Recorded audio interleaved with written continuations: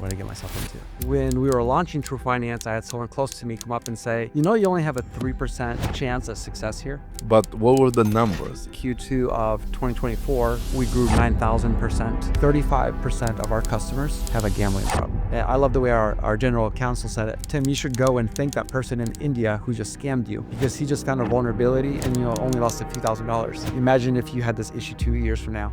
And you said that potentially you're looking to get acquired. What would that number be? I think 2027 would be over. All right, everybody, welcome back to the show. This is Matchbox. Here today we have Tim Welch. And Tim is a very interesting guy. He is a husband, he's a father, he's a pastor, he's a Fintech founder, and I think he does some Ironman stuff, if I'm not mistaken. Absolutely. Right? I gotta mention, I'm a father of 4 girls. So, Wow. Girl dad all That's the way. important. Yeah. So, you need those masculine outlets like racing. Yeah. So do 5 women in your house drag you to become more feminine? I think it's the opposite. Is it? I've seen it. The men that I see who are girl dads, and I have quite a few actually, they're all very masculine and they gravitate more towards activities that are, things like racing, or for me it's Ironman racing or marathons. As a matter of fact, when my girls are going to be dating, I think one of the prerequisites should be that the guy can beat me at a race, or at least some one-on-one basketball. Huh. Well, you're training hard, so it's going to be pretty hard. Yeah. Unless he's very, very fit. You got to set a personal best, because you compete against yourself in life. But ideally, you'd have have my girls have men who are self-disciplined, who are strong, who bet against themselves. Okay. Yeah. I won my wife's hand in marriage from her father because I beat him in a game of chess. Really? Ooh. And it was so funny because when I was playing him, I don't know if I was supposed to beat him or if I was supposed to let him win because I could tell he was agitated. And I was so nervous that when I was moving the pieces, my hand was shaking. Oh, wow. And so now whenever we play, sometimes he'll mock me. He'll be moving a piece and he'll shake his hand as a joke, mocking. And I'm like, okay, I get it, Pavel. I get it. Oh, wow. Okay. So did you barely beat him or did you just crush him? I crushed him. You crushed it. And you continue to do so to this day? He's a good player. I think we're pretty evenly matched. Okay. But right What's now, Hulu? I don't know what that is. What is that? No, if you play chess.com or Chess online, there's basically your score, that your rank. I think 1,200 or something 1,200. like that. So Not bad, So not bad. the That's question not is, good. your now wife, who is she betting on, you or her dad? to I'm win? sure she'd bet on me. Yeah. But yeah, it depends on the day. This is an interesting intro, but ladies and gentlemen, welcome to episode 4 now. Episode 4. Episode 4, we love this. We're getting tremendous feedback. Make sure you show your support by liking, sharing with your friends, subscribing, commenting below. So that's how we see that the content that we're releasing is good. So thank you. And today we have Tim Welch. I shortened it up from the So- Yelchaninov. Yelchaninov. You're a special person. I want to tell you that Appreciate right that. now, because I've known you for a good 7 years or so. 5 to 7. Yeah. It feels like much longer than that, but I'm trying to go back into the history. And you have pretty interesting story. And today we're going to talk about not just success, but a failure. I'm kidding. There's no failure. Oh, there's plenty of that. Okay, well, that's great. Bring it on. That's great. But Tim, can you go ahead and tell us a quick story? Not a story, but who you are, what do you do now? Just 2 minutes, just to get people excited. Yeah, absolutely.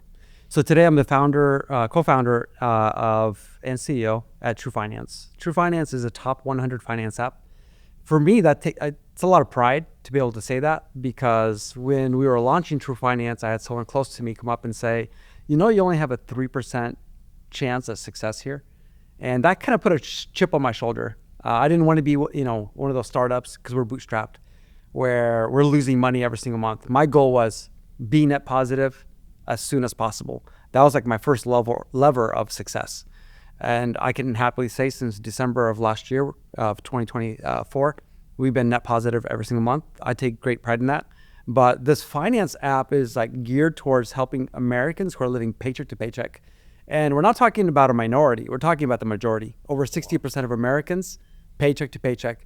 There's actually a term there, the unbanked, means that they either have maxed out their credit cards, or they can't get another one, or they just can't get one to begin with. They can't even open a regular bank account. They're being declined. So they're going through like neobanks, Chime, Varo, and banks like that. So this is where True Finance comes in. We launched and it was instant traction. It's not like we didn't even have to push marketing. We launched the product and the customers found us. Still today, even though we had 168,000 downloads in July, over half of that is organic.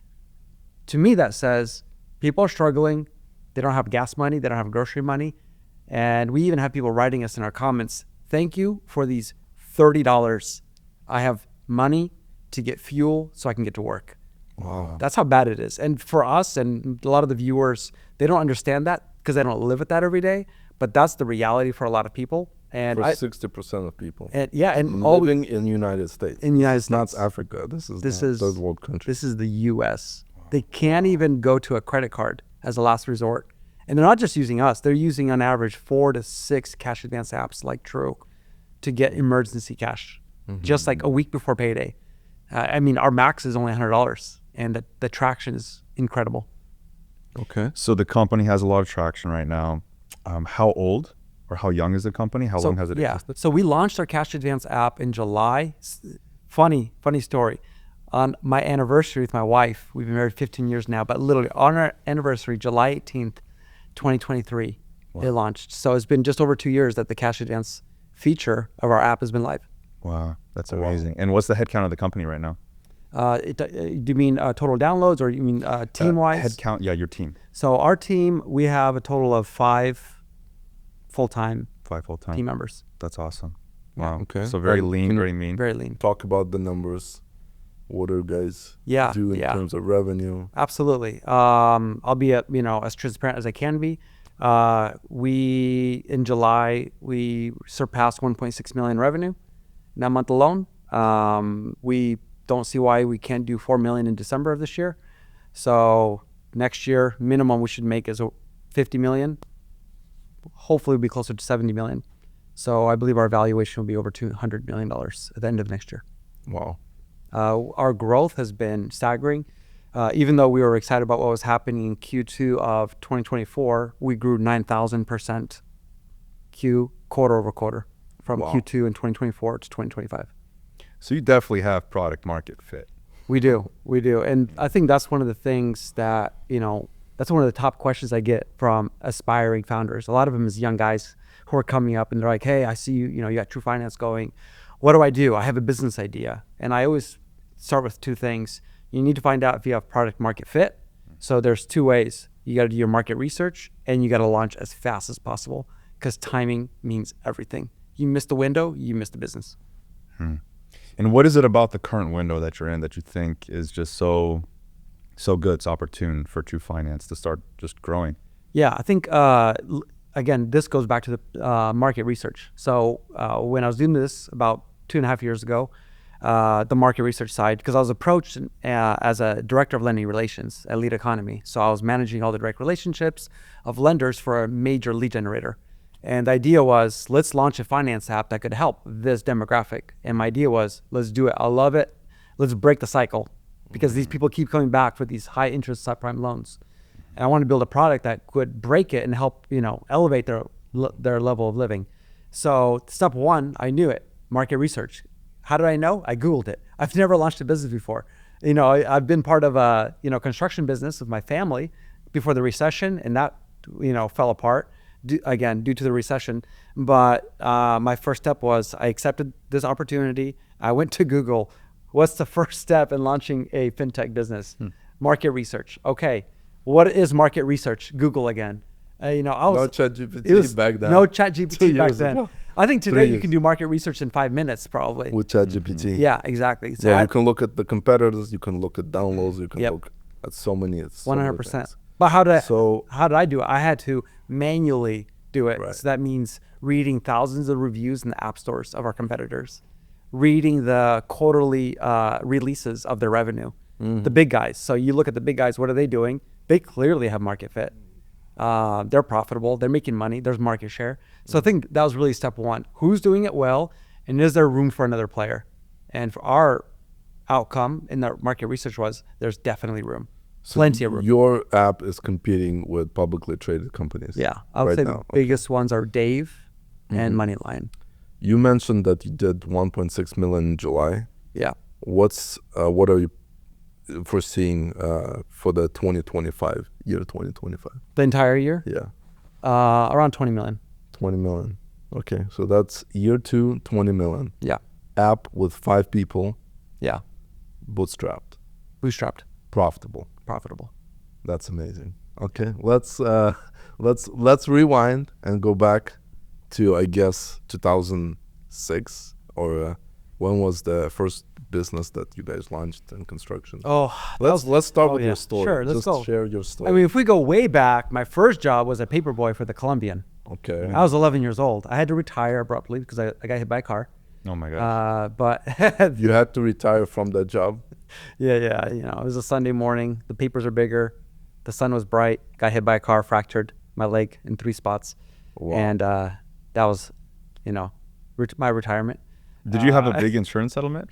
Actually, I did. Yeah, they held the money until I was 18. Oh wow. My parents are very entrepreneurial. Yeah, just like a lot of parents who moved here in 1991. That's when we came. January 1991 from Russia. And how old were you when you came? I was 3 years old. 3. So the family came. A lot of the family came in 1990. We came in 1991. Dad is Russian, mom is German. And what do you got to do? My dad's working, getting paid $3 an hour back then. And so he decided to launch a business. He started working with one of the biggest builders here locally, which is New Tradition Homes, as a Finnish carpenter. Yeah, it's a big company. Yeah. So I started sports my freshman year at Heritage High School, posted a 457 mile. So I was really excited about sports, but then the family business kept, was calling. My dad said, hey, it's time to work, time to help provide for the family. And so I said, yes, sir, let's go. So At age of 14. okay. So I've been working with him since 14. Then So you quit school? No, I actually switched to Some of You.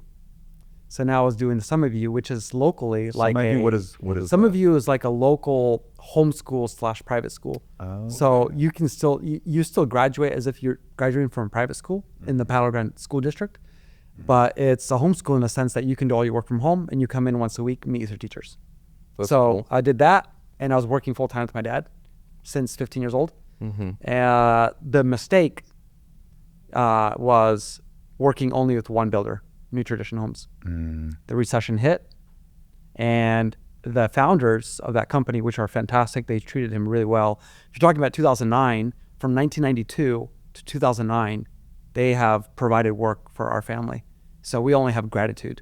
But in that market and in the free fall of real estate in general, the founders had family, direct family, who were carpenters as well. Of course, they're going to get the rest of the work. So my dad was out of work, I was out of work, and then I went to Clark College, started working on my degree. Then I went to Washington State University, got my bachelor's with a concentration in criminal justice, with the goal of being FBI, KGB. CIA. You just never know where you end up, Well, Why- you probably end up with law enforcement, local That was law the goal. enforcement. Yeah, that was the in the idea. beginning, but then you Yeah. advance. You came from an entrepreneurial family. Why did you go to college? Because I feel like there's a lot of entrepreneurs who just completely cross that off of the thing that they're looking at. Yeah. One of the first things I did, this is very strategic. I was sitting there thinking, I need consistency before I build something. I always thought I want to build something in the future, but I need some consistency first. And so I remember thinking, I know how to work with my hands. I know how to fix things.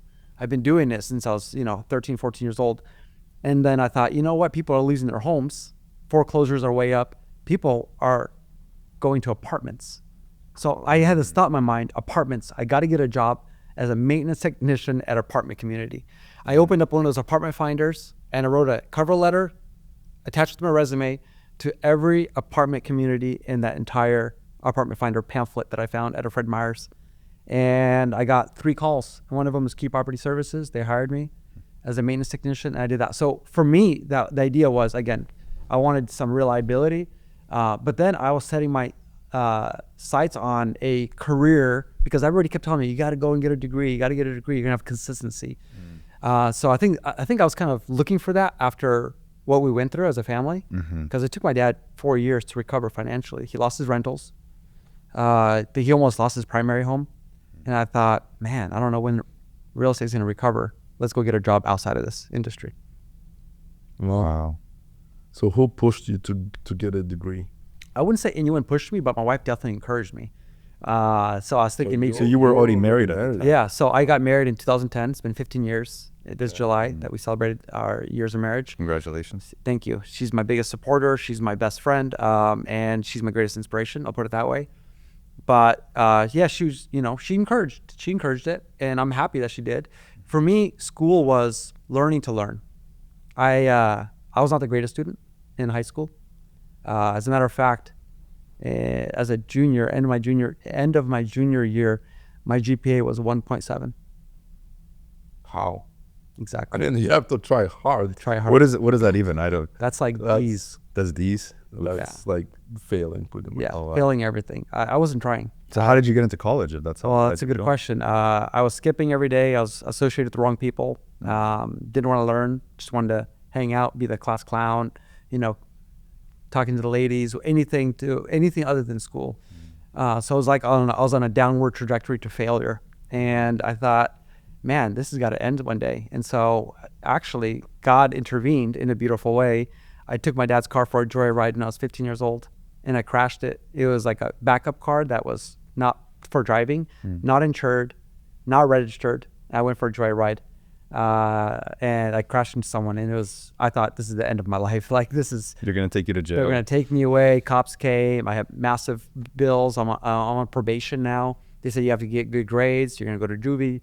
And at that point, before, I was just constantly getting into fights, because back then you'd always hear, go back to your own country. More interesting and more interesting. Hey, we haven't connected. We're opening that box of Pandora. I'm like, what? Tim, I thought you're a good guy. We've never You're a connected pastor, at mate. this Tell us level. how you got into it. Exactly. No, it's true though. Like I wasn't really thinking about the future, just kind of living in the moment.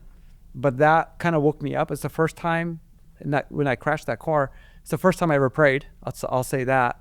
I thought my dad was just going to be like angry, furious. He looked at me. I remember because I crashed. I drove back with the people I crashed into on that same car back to the house. And I come to the backyard, and my dad sees me because he's doing some landscaping. And he's like, you took the car. I'm like, yeah. He's like, you crashed it. Yeah. Okay. Think about what this is going to do to your life and how you can learn from it. No anger. He just shared those words. Wow. I wanted him to yell at me. I wanted him to be angry because of how bad I felt, but he didn't give it to me. But that was like a turning point, because before that, there's a lot of racism towards Slavs at that time, particularly, especially in Battleground. It's like cowboy country. It's different now, but I would constantly go back to your own country. My response was my fist, and so a lot of fights. As a matter of fact, when I got on probation, I remember being at PE senior year. Well, at 3 years old, which is your home country? Exactly. Like, I grew up here. This is like my first language. I guess on your head it says Slav. I guess the way we dress too, and the way we carry ourselves, we got Adidas tracksuit. I didn't quite do the tracksuit, but I also didn't have a cowboy hat on, and I was in spit and shoe. So I stood out in Battleground. But anyways, it was good. It was a humbling moment. I stopped fighting. I started talking. It was one of these moments that were defining for me, where I knew I was changing. Was there was these two dudes that were running circles for track, and they kept intentionally bumping into me, trying to get emotion out of me. Next thing I know, I see him coming out of the corner of my eye, and I move. He falls over, and I'm standing over him like this. And the PE teacher looks at me, and he just kind of doing this. And then I sense God saying, don't do it.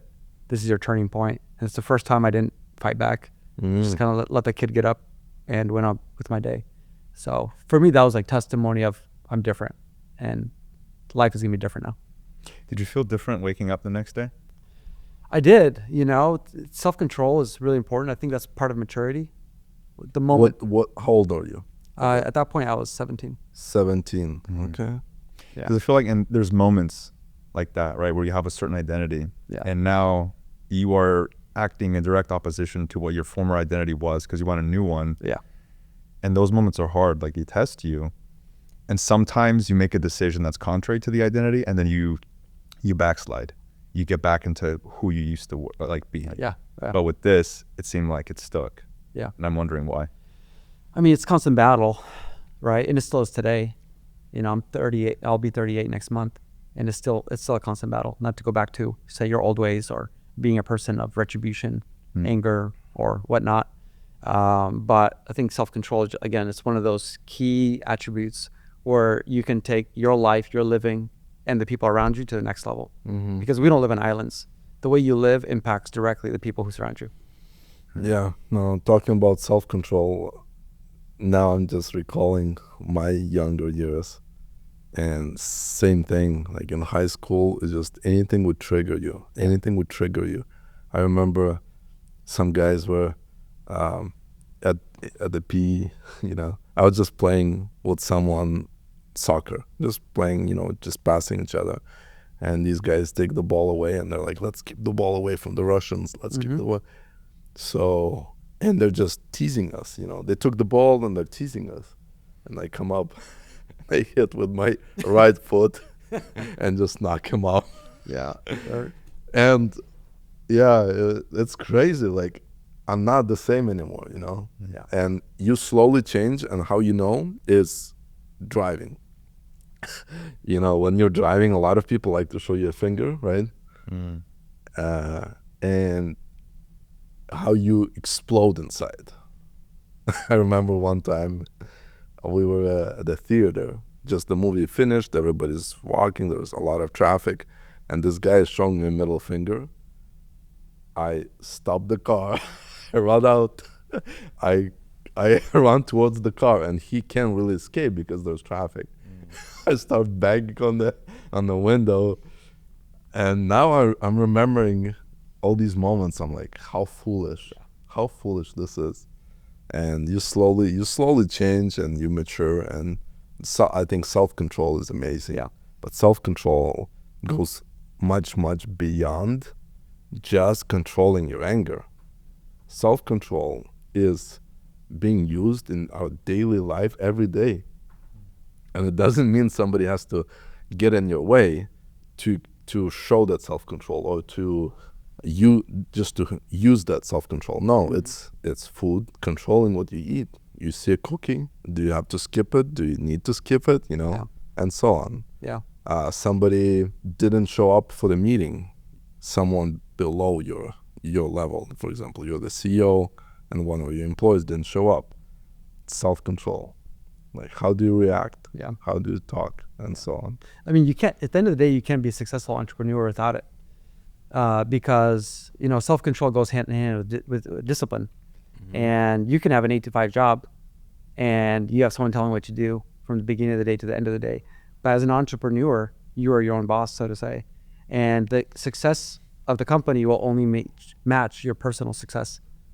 And that's just the reality. And you can't have that success personally unless you can tell your flesh, your body, what to do, because you have a goal. You're on a mission.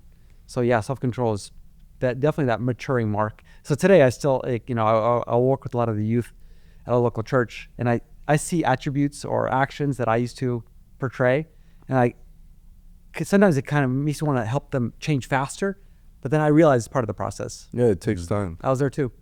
You gotta learn to be patient with people, gotta learn to be patient with ourselves.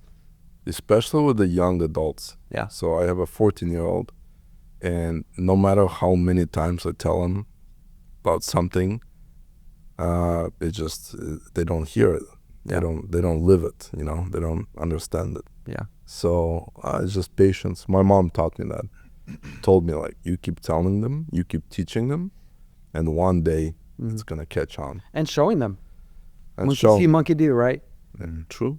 They need a trajectory to follow. I think you have to leave the tribe because your tribe accepts you, and now you have to go and find other people outside of your tribe, outside of your family, in order to accept you. And I always thought that was very interesting. Yeah, that's a good point, especially for a young man growing up in a family. Reason why is, and I already alluded to this earlier, our family is very entrepreneurial, but they're also very trusting towards me. So when I got that payout, I didn't really finish this portion. When I got hit by that car, they were set to pay me out when I turned 18. And I wish now, looking back, that my parents didn't give me that money right away. But they did. You weren't a good steward. It was like $10,000, yeah. It's not much, but for me as an 18-year-old kid, that was a lot of money. 10,000 was 20 years ago. Yeah, it's a lot. That's a good chunk. That was a You good buy a chunk. good car for that. So I went and got a jet ski. I was, trying to be the life of the party. I was not, mature enough for that money. So I was already kind of like with the youth. So I was like, barbecue on me, everybody, let's go, kind of mentality. And blew through that pretty quickly, I'll tell you that. But at least you know how to celebrate. I do now. My wife will say that. No, it's If it's sad, let's go get some coffee. If everything's good, let's go get some coffee. good. Life is celebration. There's always something to celebrate. Honestly, my first goal was, the exact degree at Washington State University was public affairs with a concentration in criminal justice. So the idea was, how can I be a public servant? How can I work to better the community around me? Okay. And I was so excited about it. I thought maybe I was gonna be a probation officer, because I had a probation officer and she changed my life in a positive sense. And then I thought, I'm gonna impact people outside the church and in the church. This is fantastic. And then I started looking at how much public servants get paid. And You didn't do that before? I did. I You should went to have. school? But no joke. I'm looking at that time. You look at jobs. You look for jobs at Craigslist, and I was looking for jobs in the public sector, and it was bachelor's degree required, $18 an hour, $20 an hour. Maybe some senior management would get $60K salary, 80. And I thought, there's no money here. I'm not going to be able to support my family ever on this kind of pay. So from there, after I finished my degree with 2 kids already, so that's another thing that made it a little bit more difficult to complete my education. What year is this? This is 2010 through 14 that I was completing my bachelor's degree. 2010, 2012 was the bottom of the recession.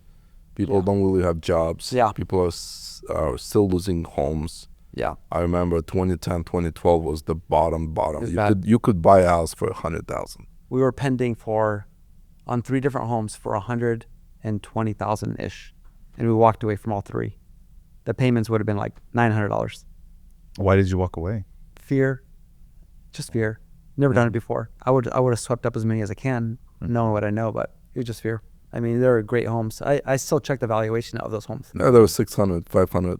Yeah, at least 500 now. Yeah, Wow. 5. Yeah. I remember I lived in one of them. Some Romanians bought it for 122,000. Did a small remodel, and I moved in. I was paying like 1,300 for it. I mean, it was still an increase because back then I was a maintenance technician. I was working and living on site. I was paying $600 for a 3-bedroom, 3-bath condo on site. So I was like, why am I going to buy a house right now? When I got my this first setup? apartment was $600 or Yeah. $650. Yes. Also same 2010. Can you imagine people who are listening right now who are trying to buy a house or trying to rent, and they're renting a 2-bedroom, 2-bath apartment for $2,000 plus? Yeah, And it's insane. So That's a lot's crazy. changed in the last 15 years. a lot changed. The dollar got devalued a lot. Inflation, COVID, all these. Yeah. But I finished that degree. Okay. And my thought was, okay, I got to move on from maintenance, because that's why I did this. I got the degree so I can move away. Now I work with my hands so much, even though I love it. I truly do. Even to this day, I love working on it. Like I will never hire someone to do work around my house, anything from mowing the lawn or fixing something, because I just enjoy doing it. But there was a career fair.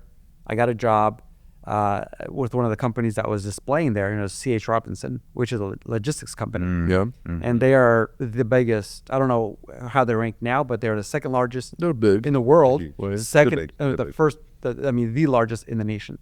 So for me, Fortune 500 company, that sounds good for a resume. The pay was so, but for me, I thought it would be great exposure. My wife was like, "Don't take it. They're not paying much." I'm like, "This is a title. What This was is a name." What was the year? What was the pay? And what was the position? Yeah. So they originally hired me as an account manager, so I would have to deal with direct companies that need their products shipped. Yeah. And then I got hired. The pay, what year was this? This is 8 years ago. So 2017. My pay was 40,000 salary. And then was there commission on top? Because I know logistics. I can share about that, the embarrassing commission structure that they presented. It was like $200 a month though. And the requirements were like 200 calls a day. You just manage accounts already, or you find new accounts? So I got hired as an account manager. My first day of work, I show up and they're like, "Oh, you speak Russian?" I'm like, "Yeah." We have so many Russian drivers. We're going to put you on the carrier side. And next thing I know it, I'm on the carrier side making calls every single day. You regretted telling them that? You know, I loved it because the guys that I worked with, they were awesome. The majority, I probably had 60 drivers that I managed, and you build your own portfolio. So it's very like entrepreneurial as well. They don't give you an account. You come in and there's thousands of loads that you got to sell. And they're basically like, go to work, here's your phone. And from there on, you just calling. And I quickly realized that our Slavic guys are willing, they all have reefers for the most part, and they go cross country. So I thought, okay, that's going to be one of my lanes. I'm going to excel. The way that C.H. Robinson liked to track revenue was how much you make on the load.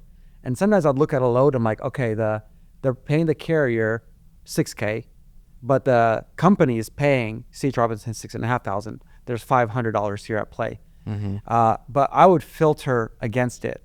I would filter for the highest margin in between. So I wouldn't even look for a specific load. I would say Portland to anywhere in the US, reefer only, and then I would filter from the highest paying and see what they're selling for. So my loads were getting profit $4,000 to $6,000 in every single one. So I had some of the highest revenue in the office because of that. But then You mean highest profit? But the most amount of margin. Exactly, the highest margin. So I would get this load, but I wouldn't sell it at that cost. I would put offers in every single one. So if they're paying $5,000, I would throw in offers for say $6,000 all day long. And then as an account manager would approve it, I'd go back to my favorite drivers. You want to go to Chicago for $6K? Yeah, let's go. $6K. Chicago, that's beautiful. So that's, that was my group, and these were great guys. I enjoyed working with them. And then on the I-5, it was mostly Indian guys with their dry vans. And there's some really good guys there as well. I only had trouble with Americans, honestly, on the driver's side, because a lot of them were racist. Really? Yeah, a lot of them were racist. They're saying, oh, these Russians are taking all of our work, or these Hispanics are taking all of our work. So I kind of ended up gravitating towards minorities. And it was Indians on I-5, Hispanics in LA, and Slavs running reefers cross country. How long you've been doing that? I did that for 2 years. And it's not that I didn't like it. I just didn't like how the drivers were treated by a very corporate company. Really? Yeah. I had an And you didn't like the fact that you're underpaid? Oh, yeah. I mean, You haven't been making a lot. I worked up after 2 years to like 52,000. Wow. With commission. That's crazy. There's so much money in logistics. But consider this. he's With that pay, I was able to buy my first house. Okay. So with you can't do that today. With a 52,000 salary, you can barely afford rent. So I bought a house. You literally can barely, with a family with 2 kids. Yeah. You cannot afford even a rent. You're eligible for Medicaid. Yeah. Absolutely. You're considered low income. Yeah. Bought my first house, which was a huge risk, for $375,000. The house is worth $650,000 now. That was 8 years ago. While working at C.H. Robinson. I'm thankful for the lessons I learned there. I'm thankful for the relationships. What are some of the lessons you learned? Because communication, obviously, you improved that a lot. Communication. Negotiations. Sales. A lot of people I talk to can relate to this, and maybe some of the viewers can relate to this as well. A lot of people are afraid to talk person to person. They're shy. My overall personality is actually shy. I remember thinking as a kid, how am I ever going to get married? Can't say hi to a girl. And so cold calling for me was a huge obstacle. But again, in business, you can't grow unless you partner and you network. And for me, I think that was a stepping stone for the things that I learned that now catapult success through networking on LinkedIn, which is definitely a go-to in the fintech space. If you had to describe transportation as an industry, because I worked in transportation for I can tell you, I can tell by the reaction when I mentioned C.H. Robinson. 2.5, 3 years, whatever. You know, the exact timeline isn't important. But how would you describe it? And I want to see how it kind of compares to like the ideas I formulated around it. I would say too many red tape. For example, a lot of guys that want to run partials. A lot of the companies say don't run partials together. Why do you care? Let them run partials. Let these drivers make their money. They got to provide for their families. So I think there's, again, a lot of red tape, unfair towards the drivers. I had a driver, this is my last string, had a driver who had, his appendix was acting up. He thought it was going to rupture any moment. He had raspberries, which is, you got to move fast. Very expensive load. And he got in the hospital. He was there for 3 days. He got out, expired. And let's just say there was a lot of angry people at C.H. Robinson. And my driver's response was, guys, I was dying. My appendix ruptured, and you're asking about raspberries. So for me, that was just like, I want to be in a place where people are treated well. And for me, that's very important. So I would say in the logistics industry in general, a lot of drivers aren't treated well. Yeah, I think the carriers and the companies, the shippers, they don't care. They just want their load. And they don't care what's going on with the driver. They don't care if there's snow, there's accidents, there's flooding, and there's medical personal issues. It's just they want the load. So no, absolutely. And I understand. Business is business. Business is business, and fair game. There's obviously awful drivers as well. So you got to take that into account. There's people who aren't responsible, those who miss deadlines, those who sleep in. So I guess. But it's a tough industry. It's a tough industry. Imagine you driving across the nation 3,000 miles one way. For now, it used to be like you could drive it in 4 days, 4 days. Now it has to be more because of the logbooks and the new regulations. But it's a job for a lot of minorities. And listen, 7 days. That's tough. In a cabin. Yeah. Non-stop driving, living like a dog in that cabin. It's crazy. And disconnected from your family, if you have a family. Yes. That's tough. Many of them don't. Many of them don't. For that reason. If I had to describe logistics, I would say it's probably one of the most animalistic forms of business you could be in. And the reason I say that is because if you look at nature and you look at how some form of animal, like choose your animal, cheetah, lion, gazelle, it's dog eat dog. You're always looking over your shoulder. There's always a predator looking to devour you. And if you're the apex predator, you're always just, a few skipped meals away from not having the energy to continue to have the necessary energy to catch your next meal.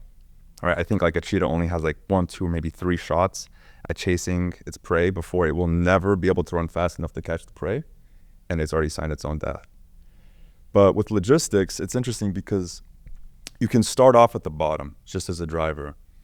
And at every single rung, whether you're a driver, whether you're a dispatcher, a broker, a company owner, there's rules that you can break that does not break the law.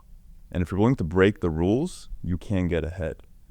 And that's why I think you have a lot of people that come from third world countries, or not third world, but they're just immigrants, right? And they're trying to get ahead. And so many people gravitate towards trucking because if you're able or willing to break those rules and bend the rules and be in that gray area, then you can beat out the American at the national carrier who's sitting there crossing every T, dotting every single I. And that makes a huge difference. And I think that's why you see so much double brokering. That's why you see so many consolidations, people double, triple, stacking these loads when you're not supposed to. Sure. To do that, you're not breaking the law. There's no law that says you can't do it. And everything that regulates that, actually, what the Department of Transportation tries to do through FMCSA is their thing is about safety. So as long as you don't have a driver that's driving past 10 hours or you're not being unsafe on the road, they're fine. If you double broker, there's no rule, there's no state, there's no federal law you're breaking, which is why you see so many. It's not prosecuted. Yeah. Well, I mean, I knew my time was running out because at the end of the day, whatever industry you're in, whichever office you're in, you look to management or to ownership and you go, are they happy? And I would look at the leaders in that space in our office here in the Vancouver area, and I would look at them and I'd go, nah, that's not a position that I want. They're stressed. Yeah, I feel like I can handle a lot of stress personally. I think most people that know me, they can, like, I feel very level-headed. So when it comes to stress, I'm not afraid of it. I don't shy away from it. But for me, life is short. I want to enjoy it, and I want to enjoy how I do it. And I also want to lean into my strengths. Imagine if we lived subpar because we're not living in the best fit to elevate or utilize our strengths. And I realized I'm not made for the phone. I'm made for person-to-person interaction. I'm made to build something special. And I think once I realized that, I quickly identified around me an outlet, a person that I could channel or partner with, and that was Vitaly Ryshkov. Actually, I met him at church, and I heard he's building something special. And everybody's talking about it because he was posting online his numbers. He was public. He's very public. Talk about how much money he's spending, what they're building. There's so much buzz, and I thought, like, he looks like he's having a good time. Looks like fun. Like, I want to be part of this exciting startup. And which project is that? That was Picker. That was Picker. It's now Bloom, but it was Picker at that time. And again, a lot of enthusiasm, excitement. I reached out to him, and I had a business idea at that one moment. I still think it's a good business idea. Maybe I'll do it one day. The flying car? No, it's in the maintenance space, but it's just streamlining everything. He gave me some tips, and then I remember reaching out to him later. I'm like, "Are you hiring at Picker?" And he gave me a challenge. And at this point, my wife is due any day, and he's like, "Well, see if you can onboard 10 photographers, because it was geared towards a CRM for photographers." And I thought, great, challenge accepted. So I went and I started networking. As a matter of fact, when my wife she was not giving birth yet. She was not in labor yet. I guess she was in labor, but she wasn't in active labor. Oh my God. But she was like, "Hey, if you believe in this project and if this is best for the family," like, she blessed me. She's always been in my corner, supporting me and blessing me. And again, that's another reason why I don't think I'd be where I am today without her support. But in that moment, she's like, "Do what you got to do." I remember stepping out. I'm like, I got 2 calls right now. Stepped out, made some calls, onboarded 2 more photographers for Picker. I hit my number of 10. I think I surpassed it. I think I did 12 or 13 photographers. Hold on. You're onboarding photographers like between for contractions? Picker. Yeah. That's what you're doing? I onboarded crazy 2 during contractions. Yeah. And she's like supporting you in this? Yeah, I know. It's crazy thinking back. But again, she wasn't in active labor yet, as far as like she was not, baby's not So you coming. guys were in the hospital. We were in the hospital. And you were onboarding. I was onboarding photographers. Wow. Yeah. That's pretty savage. If you ask me. My role, I think it's crazy looking back. Yeah. Like, what the heck was I doing? I should have been holding my wife's hand. So she still kind of makes fun of me for this. That year 2019? Something like that. So right before COVID? No, hold on. Actually, no. That was, that have been before, because that was 7 years ago. 7 years ago. Actually, maybe 7.5 before I got hired. Well, because at C.H. Robinson, you said you started in 2017.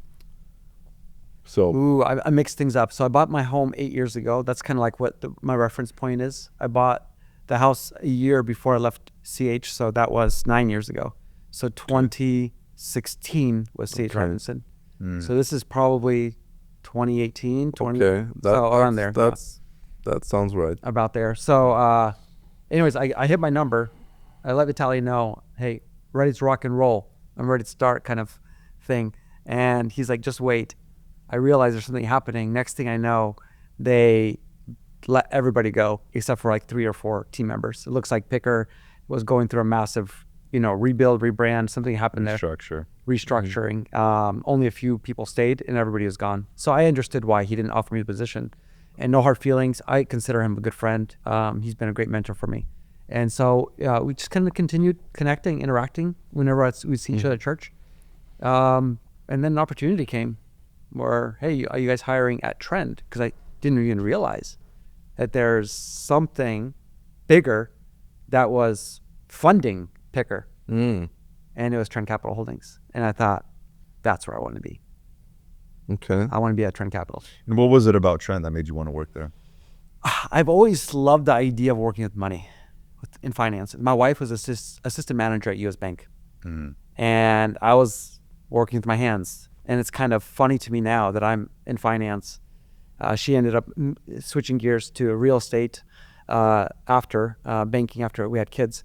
But I think the idea of finance, partnerships, building a portfolio, face-to-face interactions was really appealing. And the upside of just working with someone who was very ambitious. If you as a founder are not ambitious, your team, how could they replicate the passion and the ambition if you don't have it yourself? So I think many times the health of a business is very much based on the founder. As a matter of fact, you'll hear it from VC rounds all the time, or any kind of venture capital group.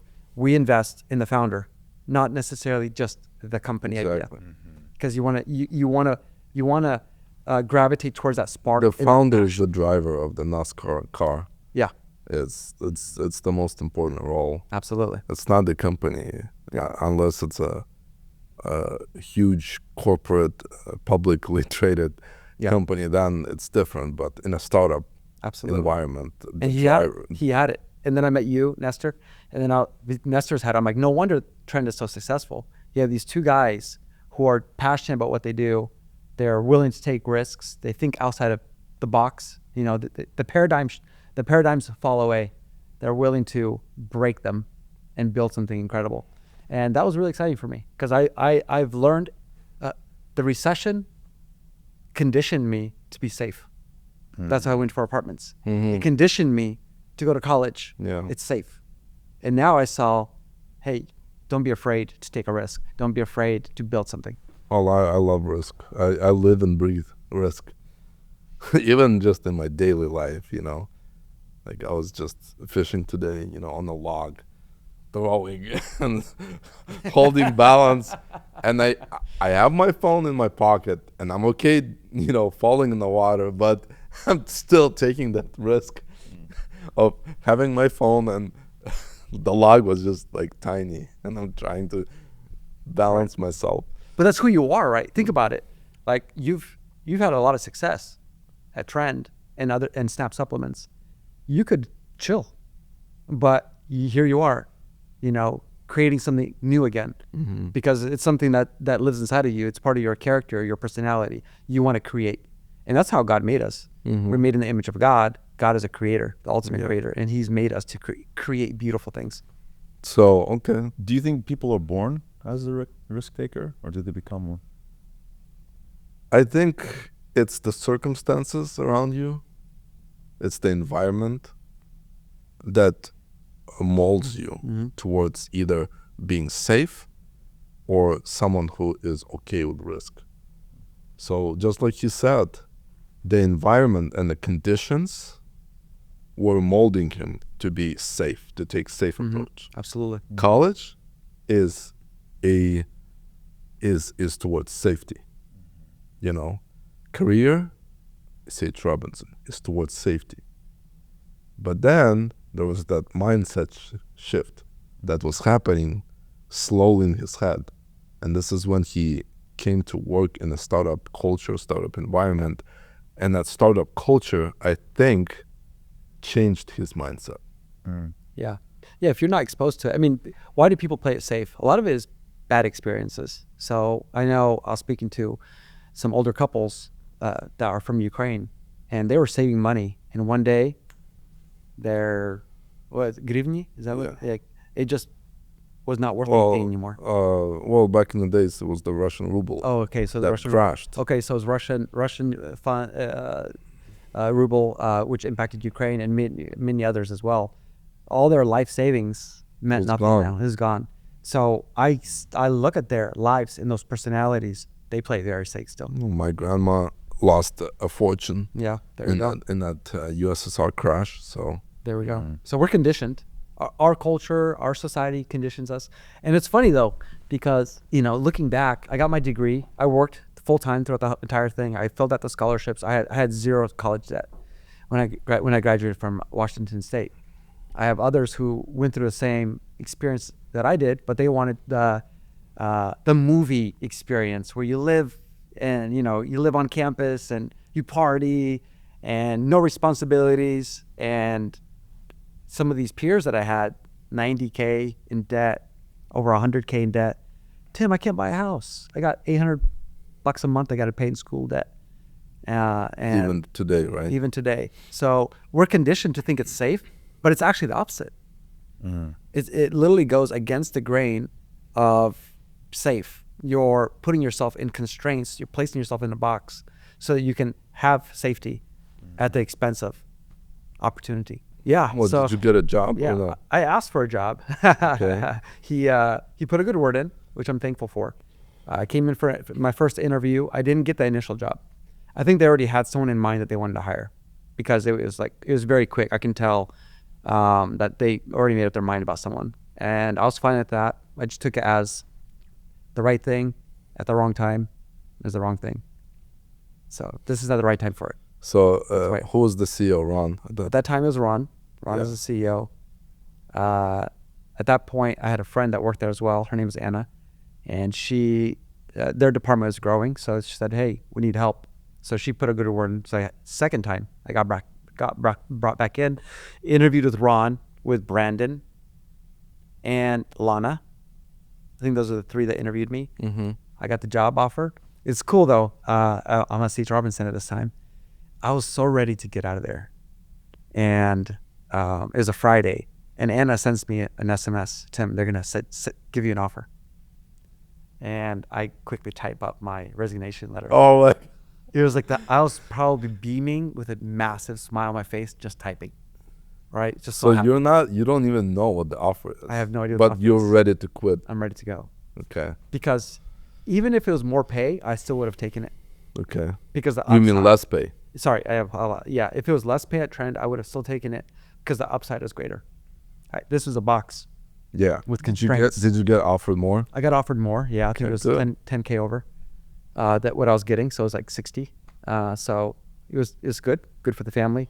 And I remember, leadership was there. They're taking all their meetings, and I typed it all up, and then I got the official offer, quickly signed it, and then I, with such joy, sent my resignation letter to like an internal chat bot to leadership. And the response was, "Well, we didn't expect that," because I was crushing it. I know I was crushing it.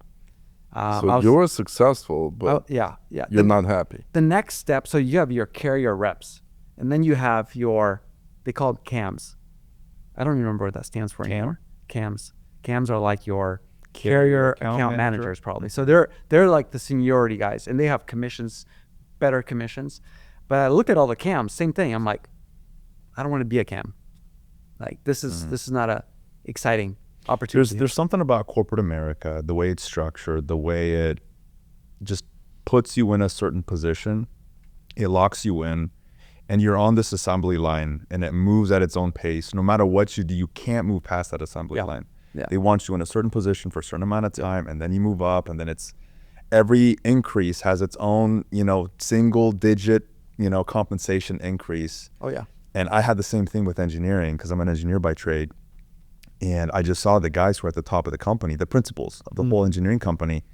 And I'm like, that's how much you're making? And if I commit 30 years, 3 decades of my life, I'll make that much? No thanks. Yeah. And it's interesting hearing you have that same experience, with C.H. Robinson. Yeah.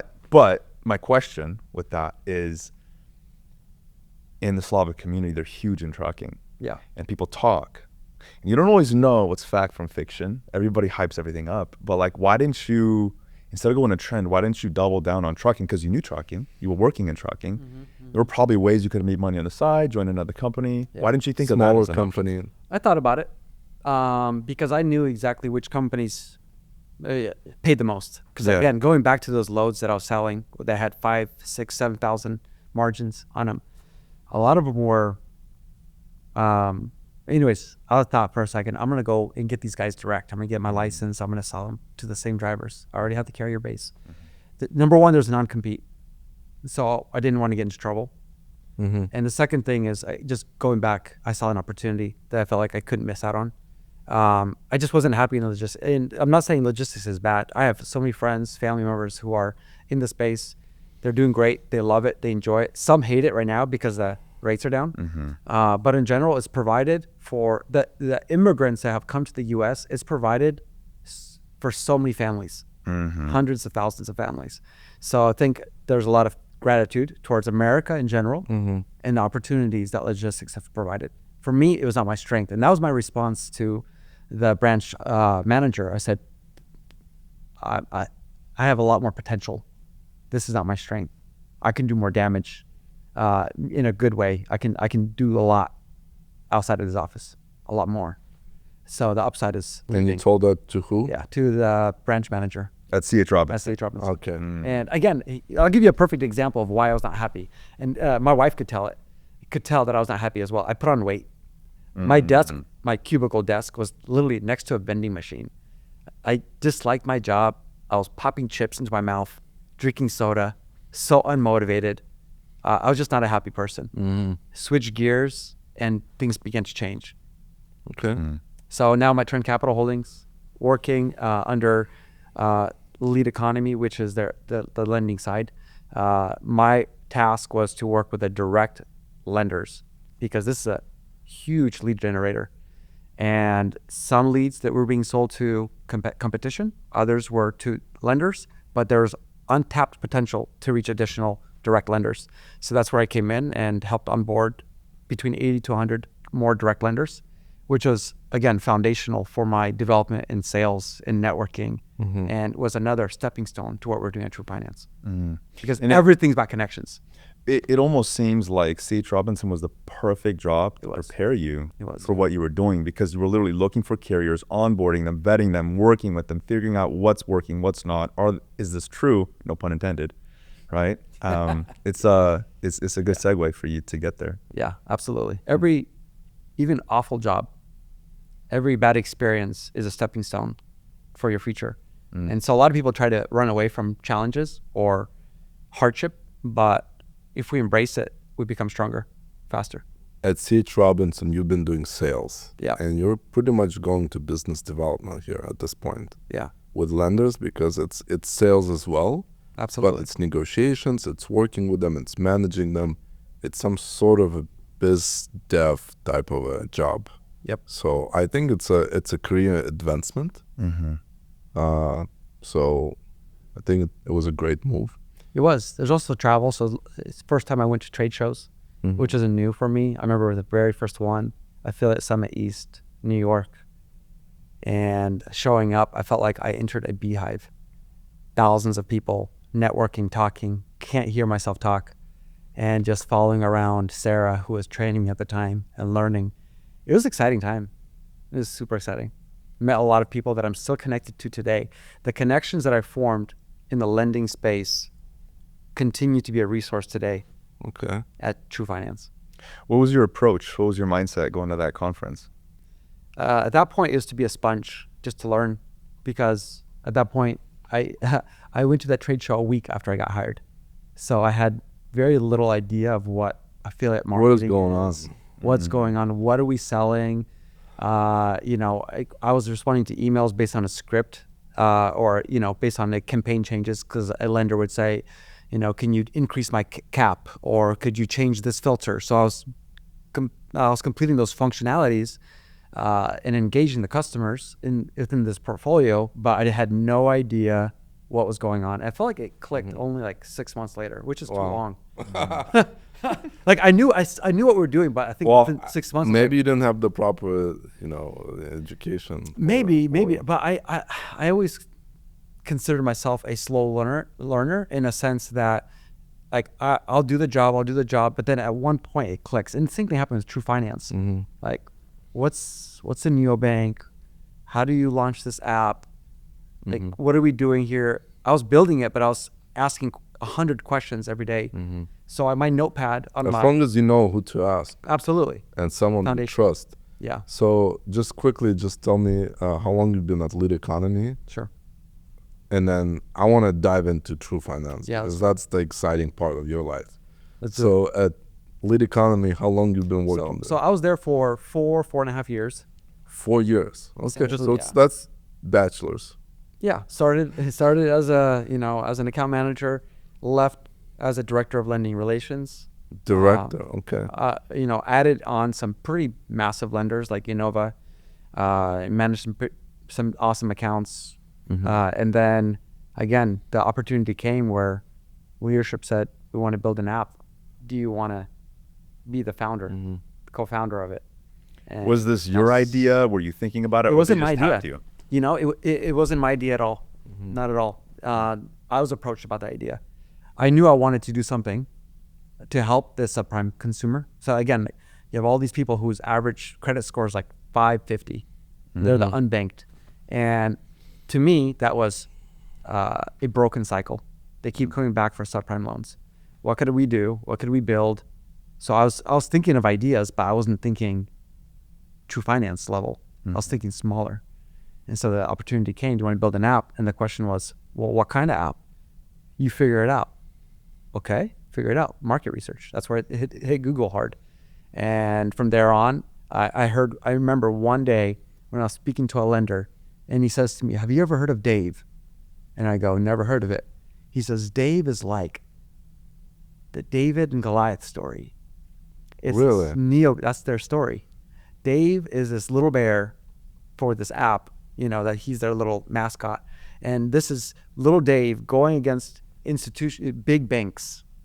And they're helping the little people.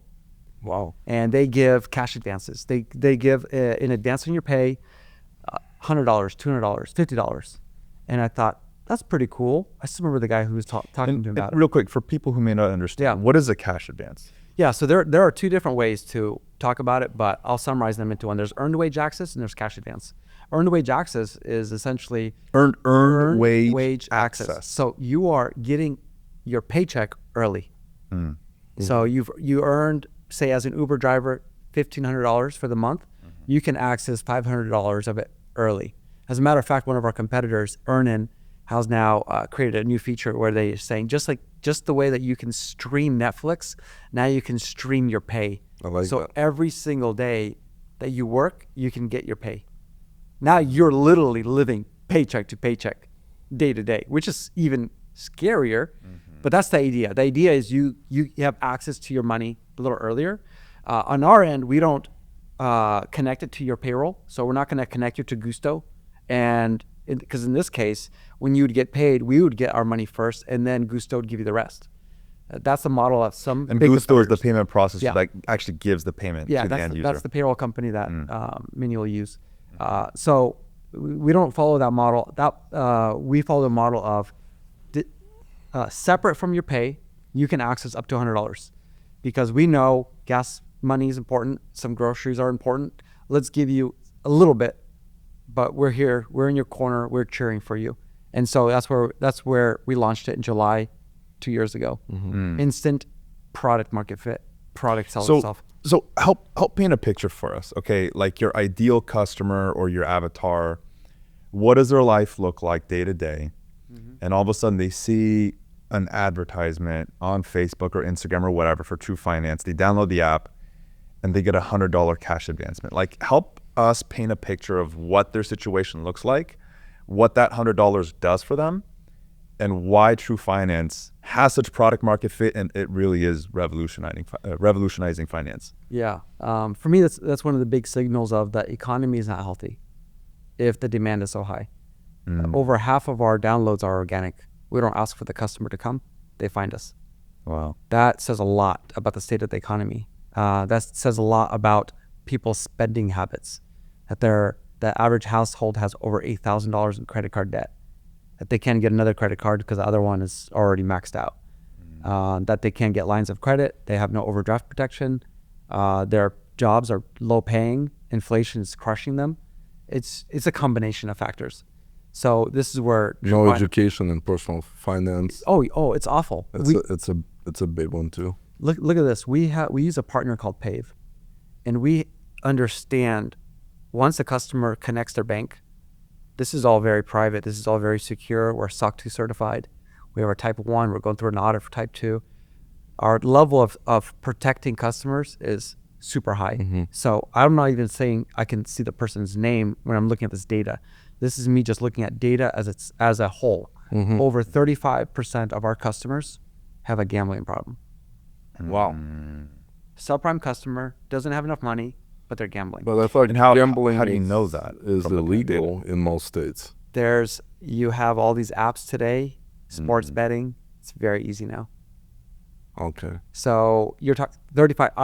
My jaw dropped when I saw that number. Wow. It just shows the level. And who buys lottery tickets?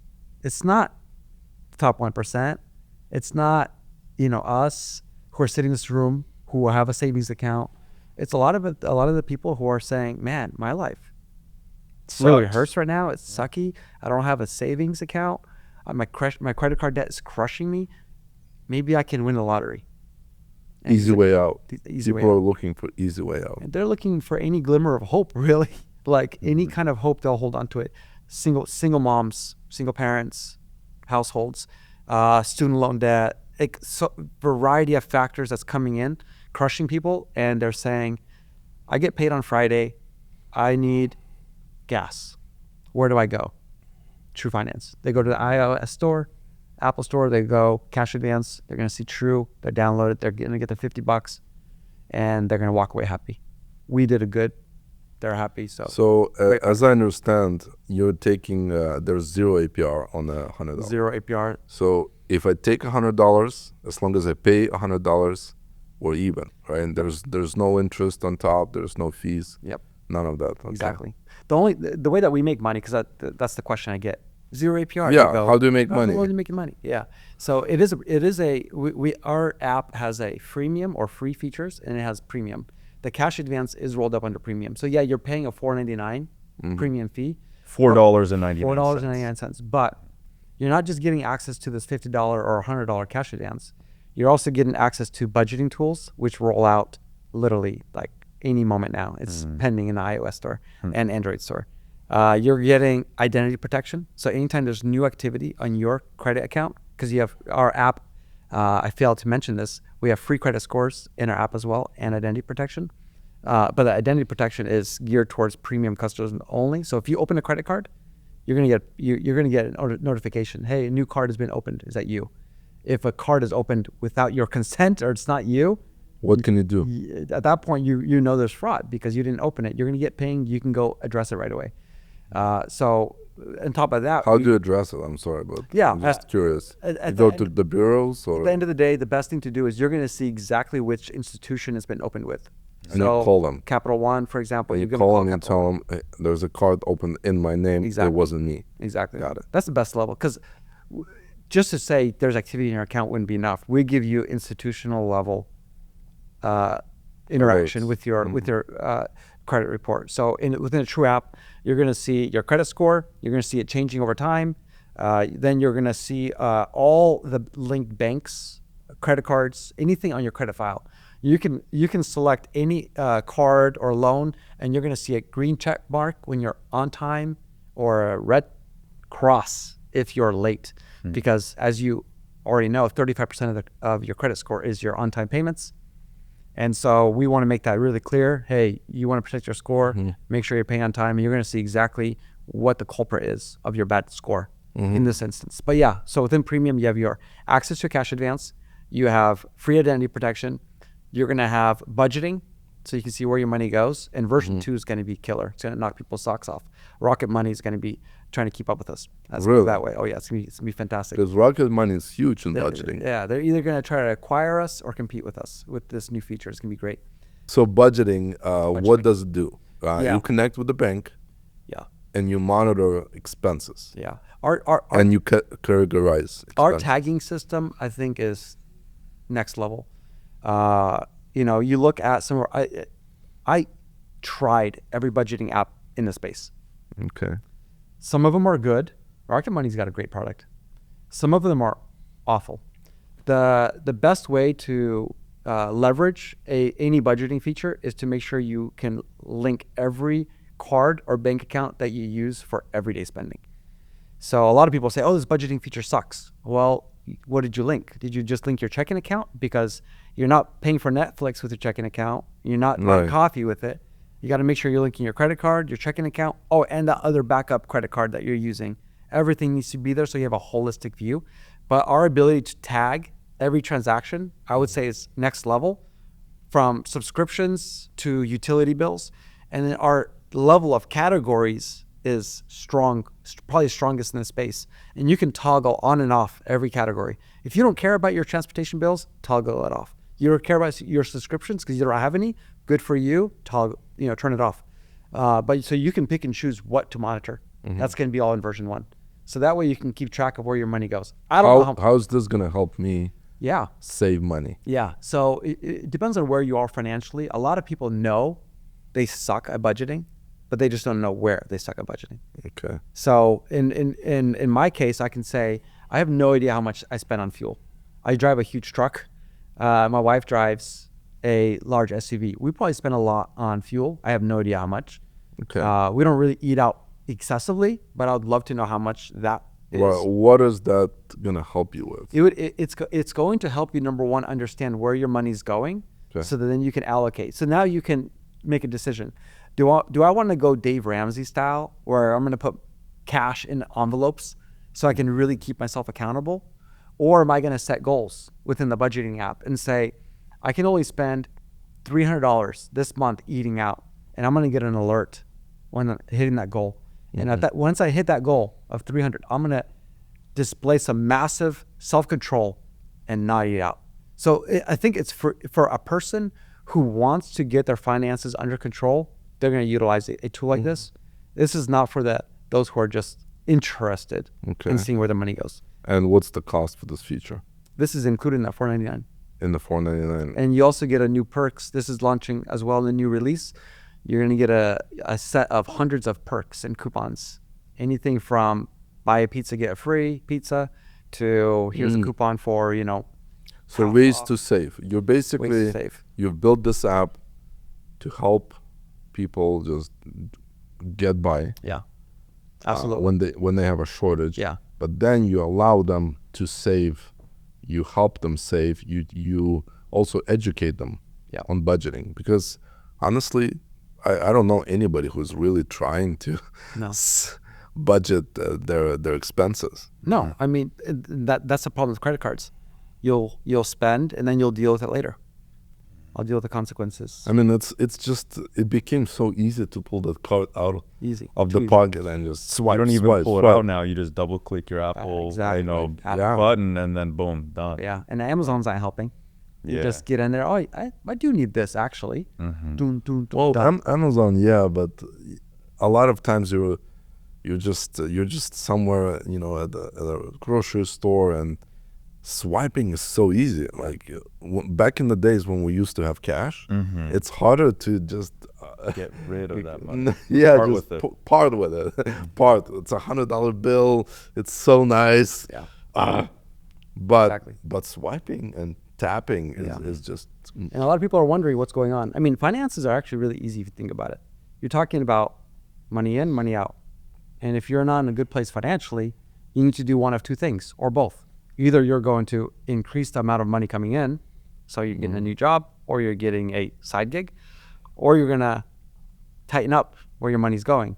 If you do both, fantastic. And if you have credit card debt, that's the first thing you should do. Get rid of that credit card debt. That's like a no-brainer. That's throwing money out the window for absolutely no reason.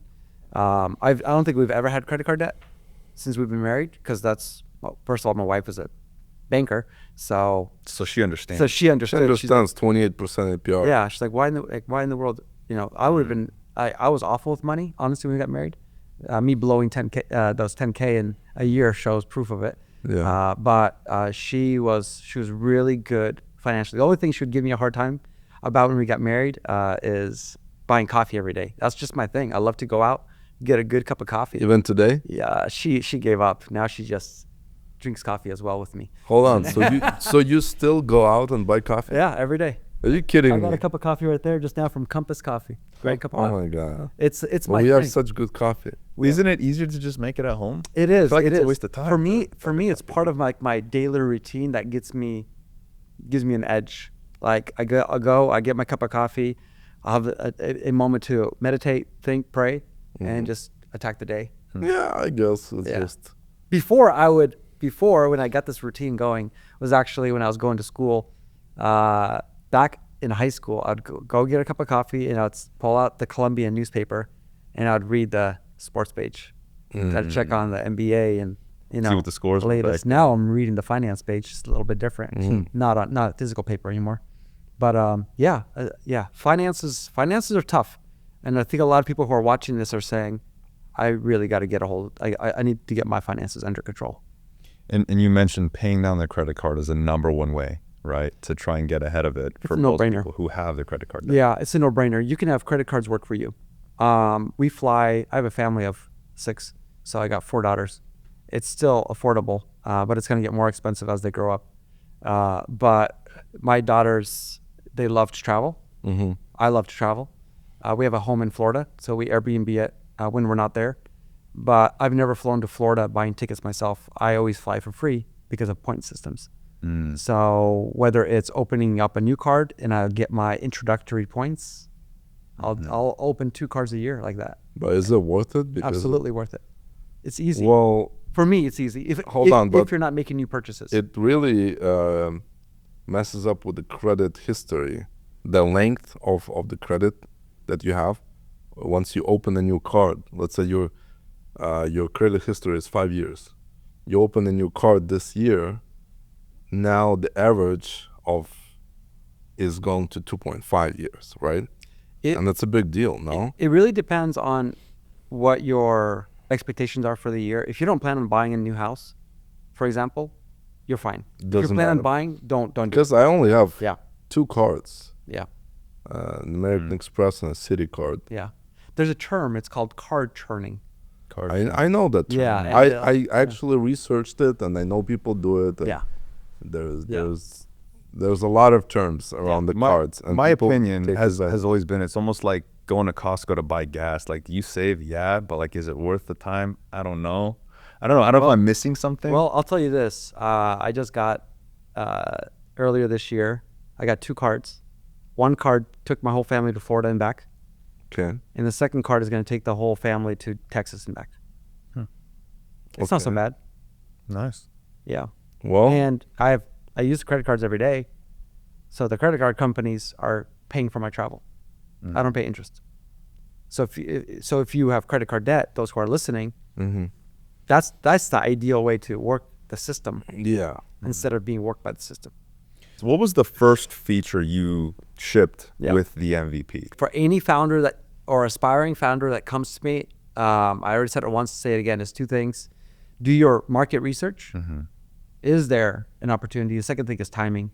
We wanted to get something out there. And the easiest thing to launch for us at that time was free credit scores. So we partnered with a company. Took longer than we thought. Everything takes longer than you think when Always. you're launching. Always. 3 times as long. I thought it was going to be done in 3 months. Took us 8 months. Took way too long. But obviously there's other things being built at that same time. So not just this one feature. We launched credit scores. At that point, it was just me. I was like solo, running everything, doing marketing, talking about it, attending conferences, pitching it. And, credit scores are available at most banks already. You go to Credit Karma. But we knew that was not going to be our core offering. It was just something to get out into the Apple Store, to run some initial marketing, run some ads, kind of see what's going on in the finance space. And then half a year later, we launched the cash advance. And it was interesting because our first month, I think we sent out $8,000 in cash advances. And I was told by someone, whatever you do, you need to get to a 90% repayment rate because as you guys already mentioned, it's 0 APR, but it's also non-recourse. Means we can't go and report you to a collection agency. So it doesn't affect your credits. Yeah, we don't collect, Okay. we're out. So I was told 90%. And as someone who's never run a business like this or been really, in the lending space per se, I sold leads to the lenders, but now I'm the lender in a way. And it got a little scary for a moment. I'm like, can I do 90%? And we were slowly testing 8,000, then we sent out 20,000, then 30,000. And we knew we're not going to collect it all right away, but we knew the goal was 90% because networking. Made a lot of friends, built a lot of connections, and a lot of people who knew the space really well. Without them, I would not be where we are. So while you're building the 8 months, you're building the app, it's a lot of coding. You're going to these conferences and you're making connections with people. And why would somebody that is now your competitor, why would he share all the insights with you? People gravitate towards those who they trust, I feel like. This particular individual that ended up helping me a lot, he wanted to be a lender and he was interested in lead generation. And that's my background. He came to me, actually. I had no idea he worked in the cash advance space at all. He was building a lending entity separate on his own, solo. And so he found out, he looked at my LinkedIn profile. He sees I was at Lead Economy. Just started asking questions like, where can I go get some leads? You know, tips and tricks. So I just I did that. For me, that's part of my, philosophy when I just got going. I want to be as helpful to my community as possible. And one day after our third call, they were short calls, providing just value. He was picking my brain. And then one day I'm like, what do you do? I didn't even know what he did for business. My God. No idea. He's like, oh, I run, I have experience. My background is in cash advance, but I'm mostly in, today he runs a lot of storage facilities. But his background was cash advances. And I was like, dude, where you been? Like, I'm struggling over here. I got to hit 90% repayment rate. And so he gave me some tips. He made some more introductions that today are our core partners. Oh, wow. Core partners in what sense? In the approval process, in the collection process. Oh, okay. And so it's part of the infrastructure. It's part of the infrastructure. The data side. Okay. Yeah. These connections help build the infrastructure of where we are today. So the goal is 90%. Our data as it matures now is more like 93.5% repayment rate, which far exceeds what we should be at. I speak to a lot of competitors because I think you should be friends with all your enemies, frenemies. And whenever I mention these repayment rates, they go, how? I don't know, many who are above 90%. So I know something good is happening, but we still live. Why do you think True is special? So we're bootstrapped. So obviously there are investors in that sense, but we've never had an official round where you have these investors who are saying, burn the money, grow at all costs, or whatever. So we are lean. Everybody that we hire is entrepreneurial driven. It's one of the lessons that I actually learned. You got to have the right people on your team, the right mindset. And early on, someone had told me, correct your mistakes with your hires as fast as possible.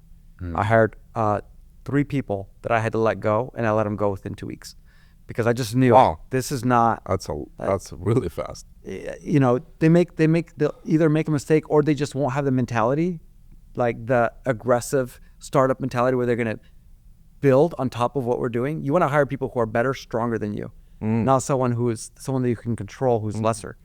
Ideally, a good startup founder is going to surround themselves with those who excel maybe even more than what they can do, or their ceiling is higher than yours, and you just lean into them and empower them. So I'm not saying that they were bad. I'm just saying these individuals were not the fit for us. Where we were in our journey, maybe they would have been later, but at that moment it was not the right fit. So we made some adjustments, and I think what's special here is we maintained that mindset of we are against the world. We're the babies in the space. We're learning to crawl. Watch out, Moneyline. Watch out, Dave. Like, we're coming for you. But I think we also have a very sincere desire to help people. Okay. Like, as a founder, I still read reviews in the Apple Store, even though I passed on support. I actually just passed on support 10 months ago. Up until 10 months, I was on customer support 5 hours a day at one point. It got ridiculous. That's why I had to make my first hire. But yeah. So your first hire was a customer support. I couldn't handle 5 10 months ago. 10 months ago. So for 14 months, you've been running a solo entrepreneur. Everything from marketing to creating videos. That's amazing. When you're starting a company, because you're basically just the jack of all trades, you're doing everything, what was the one skill that you had to learn the quickest, that you were like weakest in? Following the money. I think that's the most important. It was lean into what has the greatest upside to fuel your business. I got distracted by shiny things. Shiny things? Shiny things. Let me explain. I got distracted by going viral on TikTok, creating awesome videos. We dedicated a year to try to grow our marketing around our brand of True Finance. And I had this moment one day, I'm like, well, we're not doing it. But then on TikTok, we went viral a couple times. This is great. But then I looked at the audience that was listening and watching. They're all from India, basically. So I'm like, this is like counterintuitive. We're spending all this time. So then I thought, okay, we hired another guy for full-time marketing. If I take his salary and I just turn that into Facebook ads and I put them against each other, what's going to actually generate Where's the customer? ROI? Yeah, what's the ROI? And within a week, we could tell what the leader was. And that was really targeted, really strong marketing approach. And from there on, Okay. our marketing budget is skyrocketed. But What are you spending a month? $265,000 in marketing per month. It's going to be over $300,000 this month in August. But That's it's not a lot for the numbers you guys are. What are the downloads? 165,000. This past month is 168,000 downloads, but half of that was paid. Half. So your average cost per download is $2 with the So spec. it'd be twice that because half. Yeah, it's like in the range of Like $5 if $4 you or take $5. no organics. But in general, our premium customers are paying. They're sticking around. Well, for 6 months. I'm taking the average. Obviously, the organics are helping, but Yeah. it's really, really cheap. I think we have an edge because cash is king, and it's easy to sell cash. Okay. I mean, it's a very strong offer, right? You get $100. It doesn't cost you Yeah, anything. I mean, it costs you, Yeah. $5 And you a get month. so many other benefits with it. Exactly. yeah, You get the free credit score. You get the identity. yeah. It's just easier. And again, it's not like you're trying to take away someone from another app. These customers use multiple at once. It's not like selling auto insurance. That's hard. Trying to sell auto insurance, you're trying to get someone to switch from their agency to your agency. I mean, I haven't switched agencies in 16 years. Wow. Like, that's a hard sell. So for us, you're taking something again that customers use and overuse, and you're giving them something that they need immediately when it's pressing. Whereas something like auto insurance is something that they might put on their to-do list and they might finish it in 90 days. The question, different. Tim, have you tried to raise money for this in the beginning? Yeah. You tried. We tried to raise money. Officially, you tried. No, you went out. nothing was official, and we were never like, let's raise money. The idea was let's grow the business, because I had another startup founder. Again, networking is really important. Had another startup founder tell me, he's like, Tim, don't waste your money on trying to raise funds. Don't waste your time. Don't waste your time. Don't waste your money. Don't wait, because it's time is money as well. And he's like, we got so preoccupied with trying to raise money that we stopped building the business. All we were doing is taking calls. Well, it's either you're raising money or building. Exactly. Or making money. Yeah, and I mean, and if you're lean, small group, you can't do both. So agree. you got to figure out where's your attention going. So I quickly realized we just got to build, and we got to build so well that the investors find us. So now we started getting calls, and I started getting emails like showing our charts of our growth in the Apple Store, because we People are sharing your. they're numbers sharing our with data. you. And I'm thinking, where are they finding this? I didn't even know that these platforms. So have in that. the beginning, when you actually were open to taking an investment, what were the numbers back then? Oh, Yeah. this is almost embarrassing to talk about. When we're just having these conversations about raising, some people reached out on LinkedIn, and I think we're generating January of 2024, a year and a half ago, we made like $8,000 Okay. revenue. And I think the conversations that I was having was when we were in the range of making $20,000 to $50,000 a month, and I was telling them next year we're going to do $1 million, a month, and they probably laughed at us. And now some of them have reached out from the past. Oh, I see your success. I see it's working. But what were the numbers if you would take that investment early on? Oh, the numbers. Well, first of all, we were giving numbers of how much we wanted, and they were like, well, this doesn't line up with the revenue. Okay, just give me the number. We were offered $1 million, 1.2 million to be exact, Okay, and they wanted 50% of the company. okay. So 2.4 million valuation. Yeah. That was how early? That was less than a year ago Oh that wow. that offer came in. It was last summer. Less than a year ago, you've been offered 1.2 million for 50% Yeah. of the company, and now the company is worth. I mean, I would say it's worth, I keep hearing the fintech space 3 to 4 times your annual revenue. Okay. So if we do 20 million this year, 70, $80 million company, Up to 100. up to 100. So 70 to 100. And you said that potentially you're looking to get acquired next year or the year after? I think And it's very like what would that number be? I think 2027 it would be over 200 million. Mm-hmm.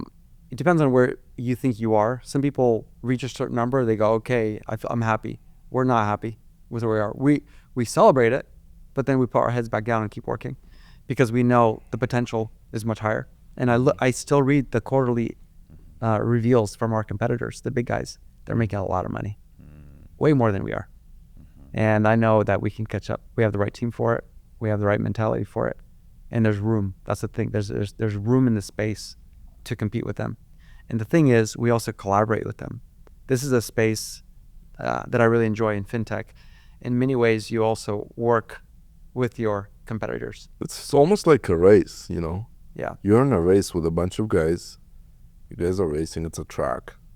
And you're almost like friends, but you're also competing. Mm-hmm. And, you know, when you're not racing, you talk about what supplements do you take, how do you recover. You know, you're just chilling and talking. Yeah. And when you're actually running, you're running the hardest you can. Yeah, absolutely. So essentially, you know, just going back to the question that was asked as far as, you know, some of the things we did early, some of the mistakes, I felt like I did get distracted early. That was last year. So as soon as we stopped looking at, you know, trying to go viral and whatnot, or, you know, stop thinking about raising funds, that really happened like in February of this year. Our revenue has just been skyrocketing. For context, in December, our first month of being net positive, our revenue was 563,000 to be exact. And if we did 1.6 million since December. So 3x since December. And our goal is 4 million here in December. Mm-hmm. It's achievable, you think? Yeah. How much actual cash you give out to people a month? That's a good question. So this is what makes the business sometimes keeps me up at night. Let's put it that way. Because you gotta have a lot of self-control also, because you might see something that this has to do with the amount of cash that we give out. This month we're going to give out over $10 million. Wow. In cash advances. That's a lot of money. That's incredible. And if you don't hit your repayment rate and you have to write off 1% as a loss, that's a lot. Very scary. That's 100K. Yeah. So 1%. Yeah. Wow. So it's very scary in that sense. So I'll wake up sometimes in the middle of the night. It happened 2 days ago. And I woke up and I thought, oh man, what did I get myself into? Well, imagine a year from now, it's going to be 100 million. It's going to be 100 million a month. Yeah. Giving out to people that are subprime. Yeah. And they're not obligated. They are obligated, but nothing's going to happen to them if they don't pay back. Yeah. I mean, the majority of our customers, they're there because they need it and they need it consistently. You know, our customers stick around from 6 to 8 months. They borrow 2 to 3 advances a month. So it's not like they're there to get a $20 advance and say, see you later, I spent $20. So they're actually building their credit and their trust. Well, they're not building their credit since it's not a loan, non-recourse, and no APR. It can't be connected to your credit score. Okay. But they are getting the much needed help that they really want, desperately need in that moment. But if we're gonna do 10 million this month, you know, again, I'll wake up sometimes, and for me, I'll just have ideas. Like, I live and breathe this business in many ways. I wake up and I think about this business. I go to sleep and think about this business. Obviously, I think about my wife and my faith more, but this is a big part of my identity now. And I, like, again, 2 nights ago, all these ideas flowing through my mind, how I can optimize this program. I got up, took all the notes down. And this is where that whole idea of discipline and self-control comes in, because you can get scammers come in. And they can. Yeah, of course. And there's a lot of fraud in finance. Exactly. Anytime there's money, you have fraud that comes in. We had to deal with that twice already, 2 instances of it. You deal with something like that, you might be in reaction mode. How do I react to it? No. Think about it, step away from it, be logical, and then you thank God for it, because you know that's also an opportunity for you to optimize your program. In the 2 instances of fraud that we had, they were opportunities that we closed the gates on much larger vulnerabilities, that if we were doing 100 million, the loss would have been significantly higher.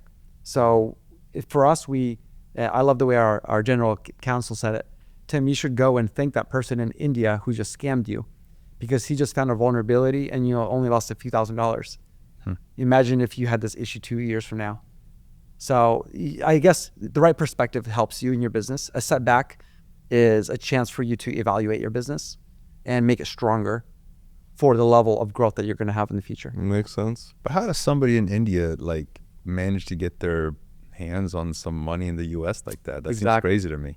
We have another feature I haven't talked about, and we found this. It's a ability to earn money playing games and completing tasks. That's really cool. So, for example, if you want a bank account with Chime, you can earn $600 by opening this bank, setting up direct deposit. You'll earn that money. You'll get it in your account. Or you $600. Wow. Yeah. Right now it's paused, but it's gonna be coming back in the next 2 weeks. Every partner that we have, they'll increase capacity, decrease it, but games are always there, for example. So you can, if you're already playing games, might as well get paid for it. That's the idea.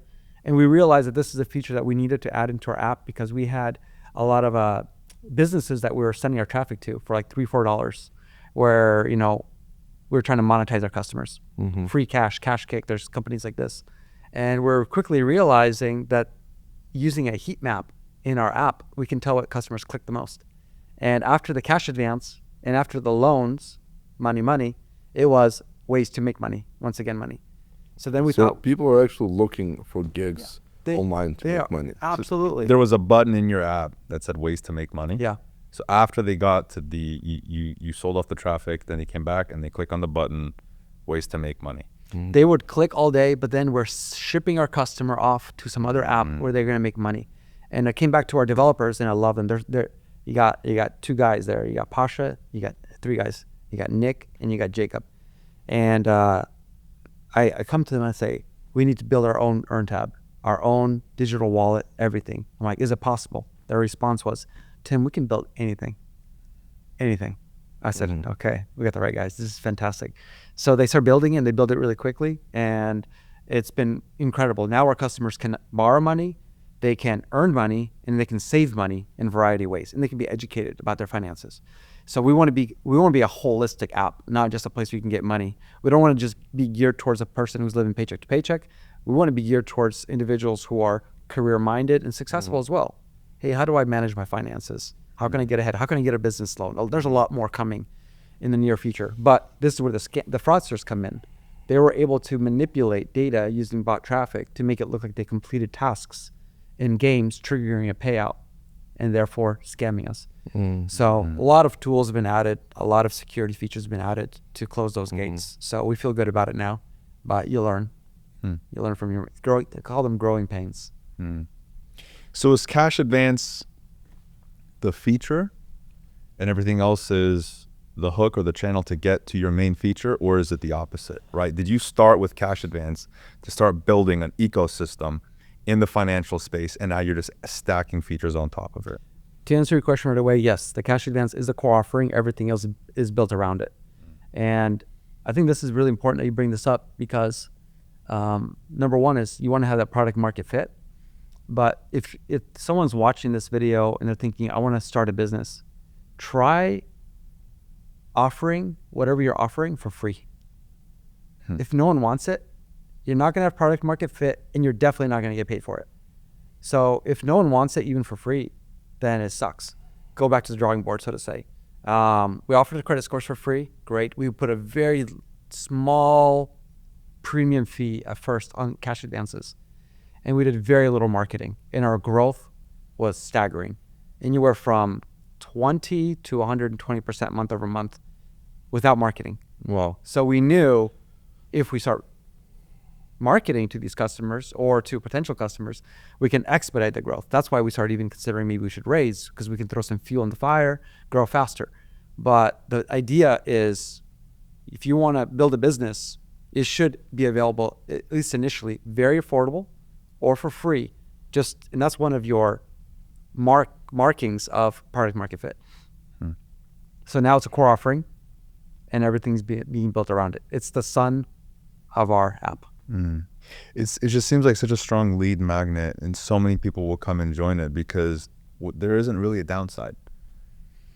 you get And what do you lose? what it solves is the problem of not being able to pay a bill at a particular time. Probably a question is, do I get approved? Do 100% of people get approved? Absolutely not. Our approval rate is like 90%. That's still insane. very high. That's very high. It's very high. So 90% of the people that will basically opt in for the premium feature do have access to this extra cash. Yeah, and that was scary. We started at like 30% approval rate. Then we went up to 64, and we were hovering from 64 to 66 for a good amount of time. And only the past 6 months have we really increased that rate, which for us is a risk because now you're lowering the threshold. You're allowing people who are Right. a little bit more, You're opening up the pool yeah, a little bit more. a little bit acquiring more risk. Yep. But we've been able to maintain that repayment rate. So for me, that's a huge testimony of we're a bigger team now. We have a guy in the office, Darren, who's just crushing with the numbers, helping optimize our program and Analytics. Huge. You got to follow the numbers. Tim, well, congrats on the success. Thank you. And sorry for the guys that wanted to invest. Yeah, they missed out. And we won. We didn't give up We 50% won. of our So company. imagine you would give up, for $1 million. Yeah. And the company is worth at least 50. Yeah. At least 50 right now. Okay, so I'm just trying to understand what led to the success. So one of the interesting things that you said that we fired 3 people within 2 weeks. I've never heard of that. I've never heard of someone actually firing, not giving at least 60 days. I think I fired within 30 days, but not 2 weeks. But typically it's like it's a 90-day contract. It's a 90-day test. When I hired people, it said, well, you have 90 days to prove yourself. Yeah. Many times, like within 60 days, I knew the guy is crushing it. It's great. Okay, you've got the job officially. But 2 weeks is just incredible. So you're really fast. I guess I really believe that. Hire slow, fire fast. But when Yeah. for you it's very fast. So for you, hire slow, Yeah. fire very fast. Expedited.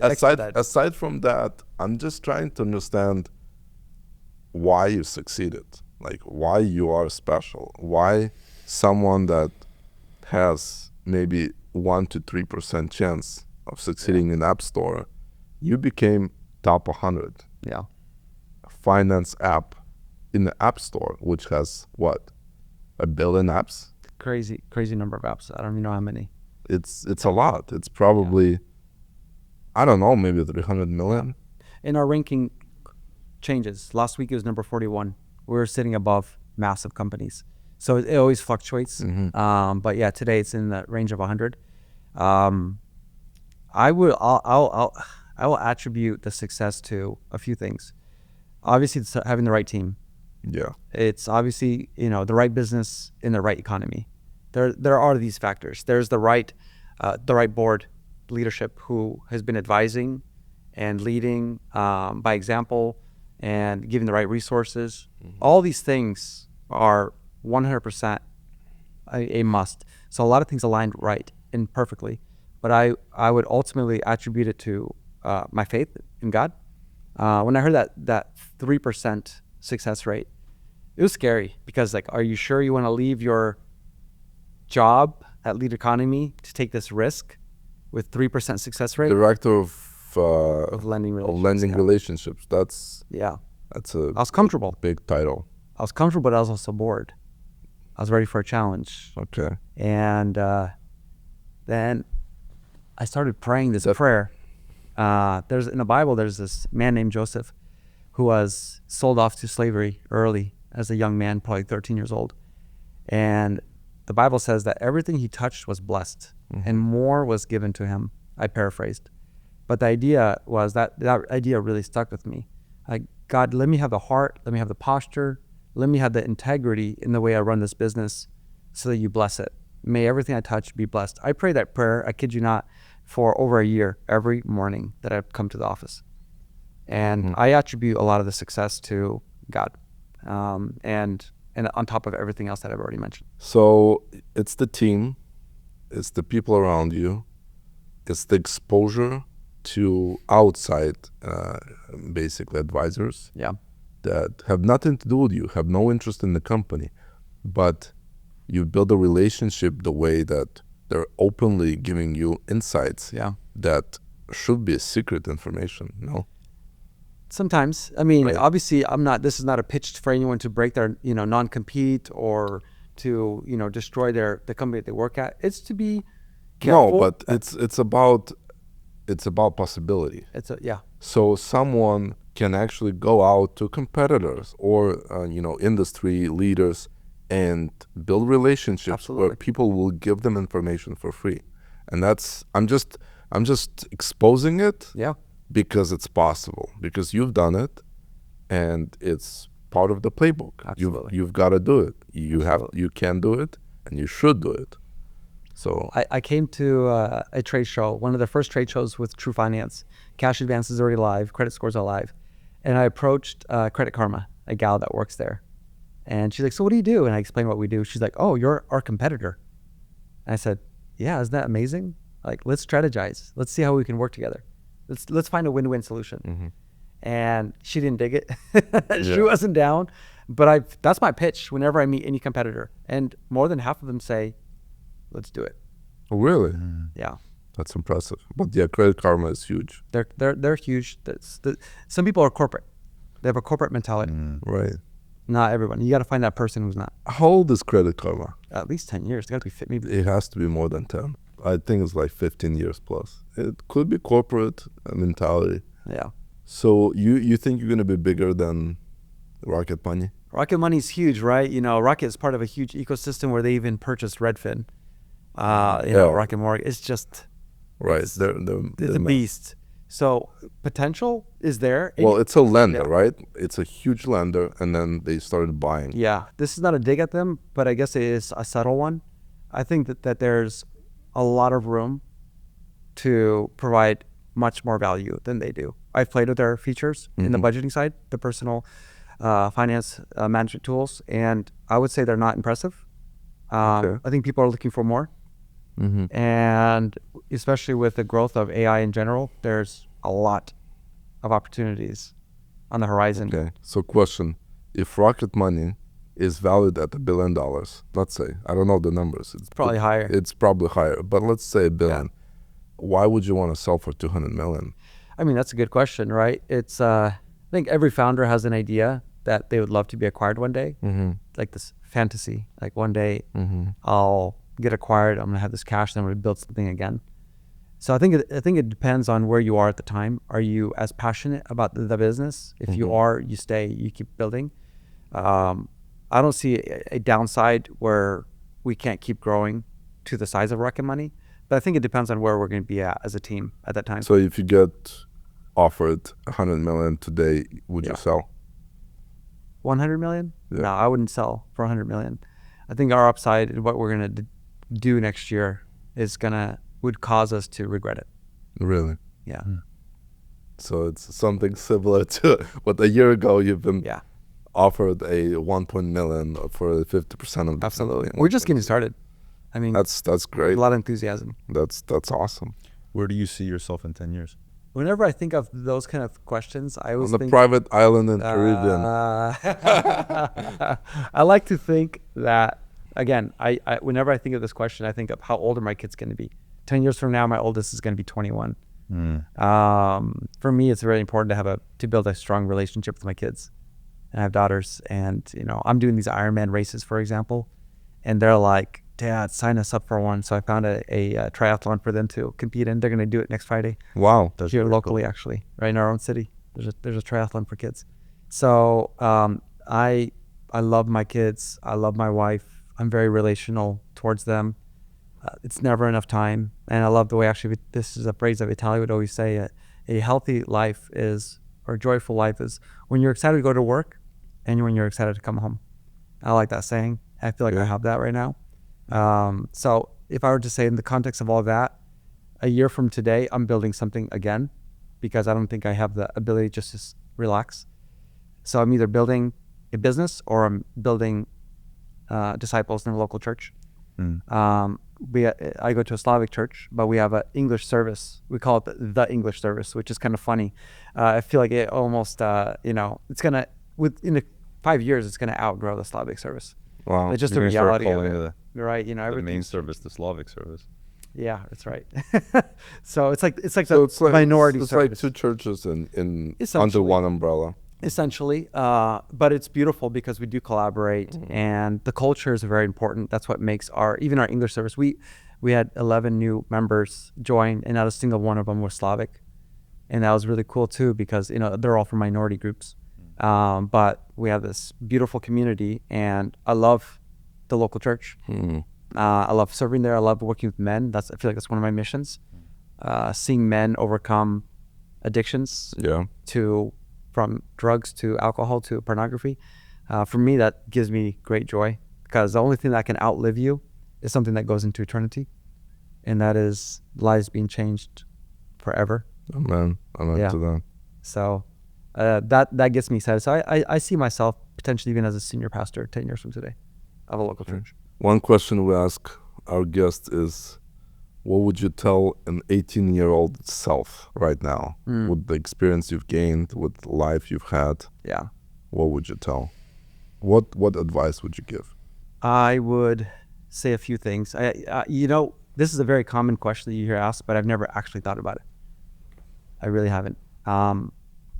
It's not common enough. It's not common enough. We don't think like this. We're not built to train like that, to think like this. I would tell myself as an 18-year-old kid, at that time I was going through a lot, I would say, don't be afraid of hard work. Get your hands dirty. Don't be afraid don't be afraid of hard work. Honor your mother and father. Love them as much as you can. Like, be as young guys and gals that kind of like try to get away from their parents, figure it out when your parents have a wealth of knowledge. And my parents were they treated me so well in a sense of, you're a young man now, we trust you. And I had, since I was, say, 15 years old, a lot of freedom. But the way that they would bless me and trust me, I was in a lot of situations were very sketchy situations, and I would think, I love my mom and dad too much to disappoint them. But I would say, I would spend more time just having a cup of tea with parents. I would have probably built 3 businesses. I would tell myself, figure out find some problems, build some businesses around it. We have a young guy right now today. We hired him when he was 17 years old. His name's Nick. He's our marketing guy. He runs that $300,000 spend is run by a young man. And how old? He's 20 years old today. 20 years old. He's a kid. I know, Nick. He's a huge inspiration. Adjusted for time, he's one of the most impressive people I've That's ever met. incredible. I didn't have the brain and the maturity that he has today, and I wish I did. I was too busy chasing attention of people. Attention. I wanted the hype, so You wanted cars, to prove that you're... be around people, meet girls. All those things have a place. I got married when I was young. I was 22. So some things, they're not bad. But yeah, I think I would have said, don't be afraid to get your hands dirty. I was a little bit lazy, and I was very shy. But you turned out good. A late bloomer. Late bloomer. Took me a little longer. I know it's kind of vague answers in that sense, but yeah, I think those are the 2 things that come to my mind. Build something. So basically, get to work. Get to work. Try something. A lot of young people, especially today, especially the reliance on AI and so many other technological advances, they don't want to think for themselves. You have a question, rather than brainstorming or breaking it down and creating a diagram and mapping it out for yourself, they will just go ask the question to Google. And that's very dangerous. We're breeding a very lazy generation today. So that's why my kids, they don't have technology, on a regular basis. We challenge them to think. How old is your oldest daughter? Oldest is 11. 11. Yeah, she's homeschooled. All of our kids are homeschooled, grading 2 levels higher than their grade. Wow. So my wife is just absolute incredible work with them.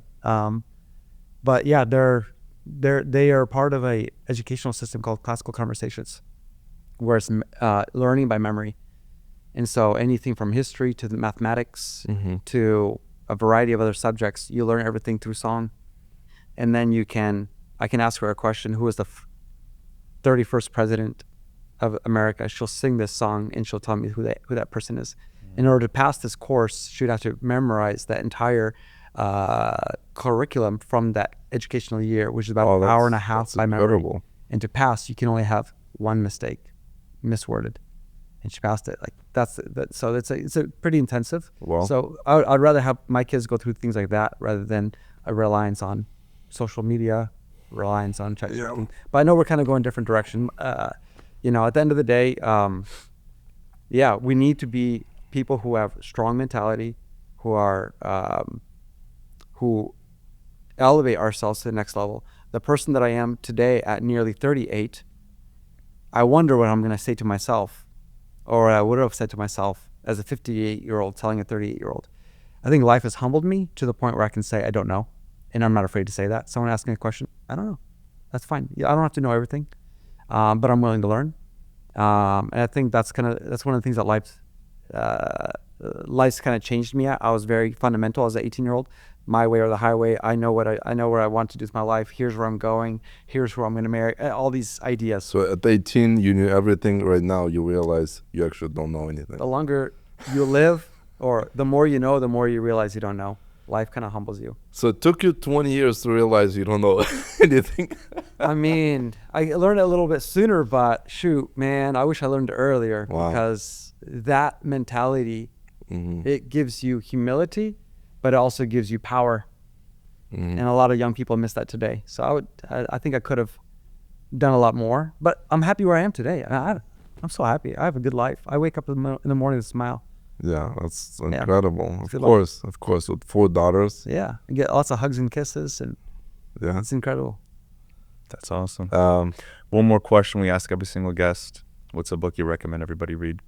Yeah, there's a writer. He was a pastor. He's no longer pastoring today, but he wrote a book called Garden City.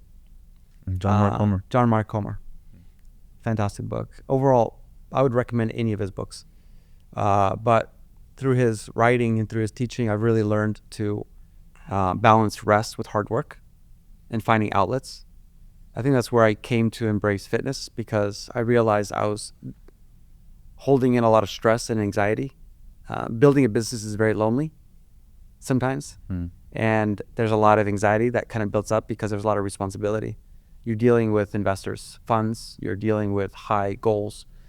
And so pressure. You're dealing with pressure. There's a lot of pressure. When you're giving out 10 million a month, it's a lot of pressure. It's a lot. You wake up in the middle of the night quite a bit. So having an outlet is important. And for me, that's my wife. My wife is a safe zone where I get encouragement. And so is fitness. I come and I just run. And for me, that place of fitness is a place that I can control. I can't control the business at all time, but I can push my body. Like this last Ironman race, last Ironman, it's a triathlon. So you're swimming 1.2 miles, you're cycling 56 miles, and then there's a run. And I keep telling myself during that run, whatever you do, how big is don't stop running. It's half a marathon, so 13.1 miles. You know, some people will say, oh, it's nothing. And I'm just gearing up for the full Ironman. Yeah. Hopefully next year, that's going to be the 140 miles. Wow. So I'm excited about that in California. Maybe I'll do the Kona one day. That's where it all originated from. But, you know, during the run, for me, that's another moment. I was running and I had this thought, is a park-like setting that we're running in is in Salem, Oregon. And at any given time, you have about 50 people running alongside you, in the front and the back. Nobody's talking because they're in pain and they're tired, they're exhausted. All you hear is someone's wheezing, someone's coughing. But this thought came, everyone is silently suffering. And so for me, fitness is a place where I silently suffer, but I am in control of my body and I can push it as hard as I can, as I want. And that's become my outlet. And you can always stop, but you don't want to. Exactly. You tell your body no. Even if you shuffle, just keep moving forward. So there's that mindset, and you need that even in business. Just shuffle. Just don't stop walking. I mean, don't start walking. You just got to keep moving forward. But then there's the idea of don't suffer silently. Don't suffer by yourself. Have a community, people that you can lean into, that you can encourage to be encouraged by. So don't do it solo. Don't have this mindset. I'm going to disappear for a year and come back 1,000 times stronger. So find an equal-minded person next to you. Yeah. Yeah, fair. Oh, this is great. It's a pleasure. What do you think, guys. David? I think it's great. Yeah. All right. Thank you for having me. Guys, we just wrapped it up with Tim. We had an amazing conversation. Don't forget to like, subscribe, share it with everybody. Mention the golden nuggets that you found, insights in the comments below. And we appreciate you guys tuning in. Thank you.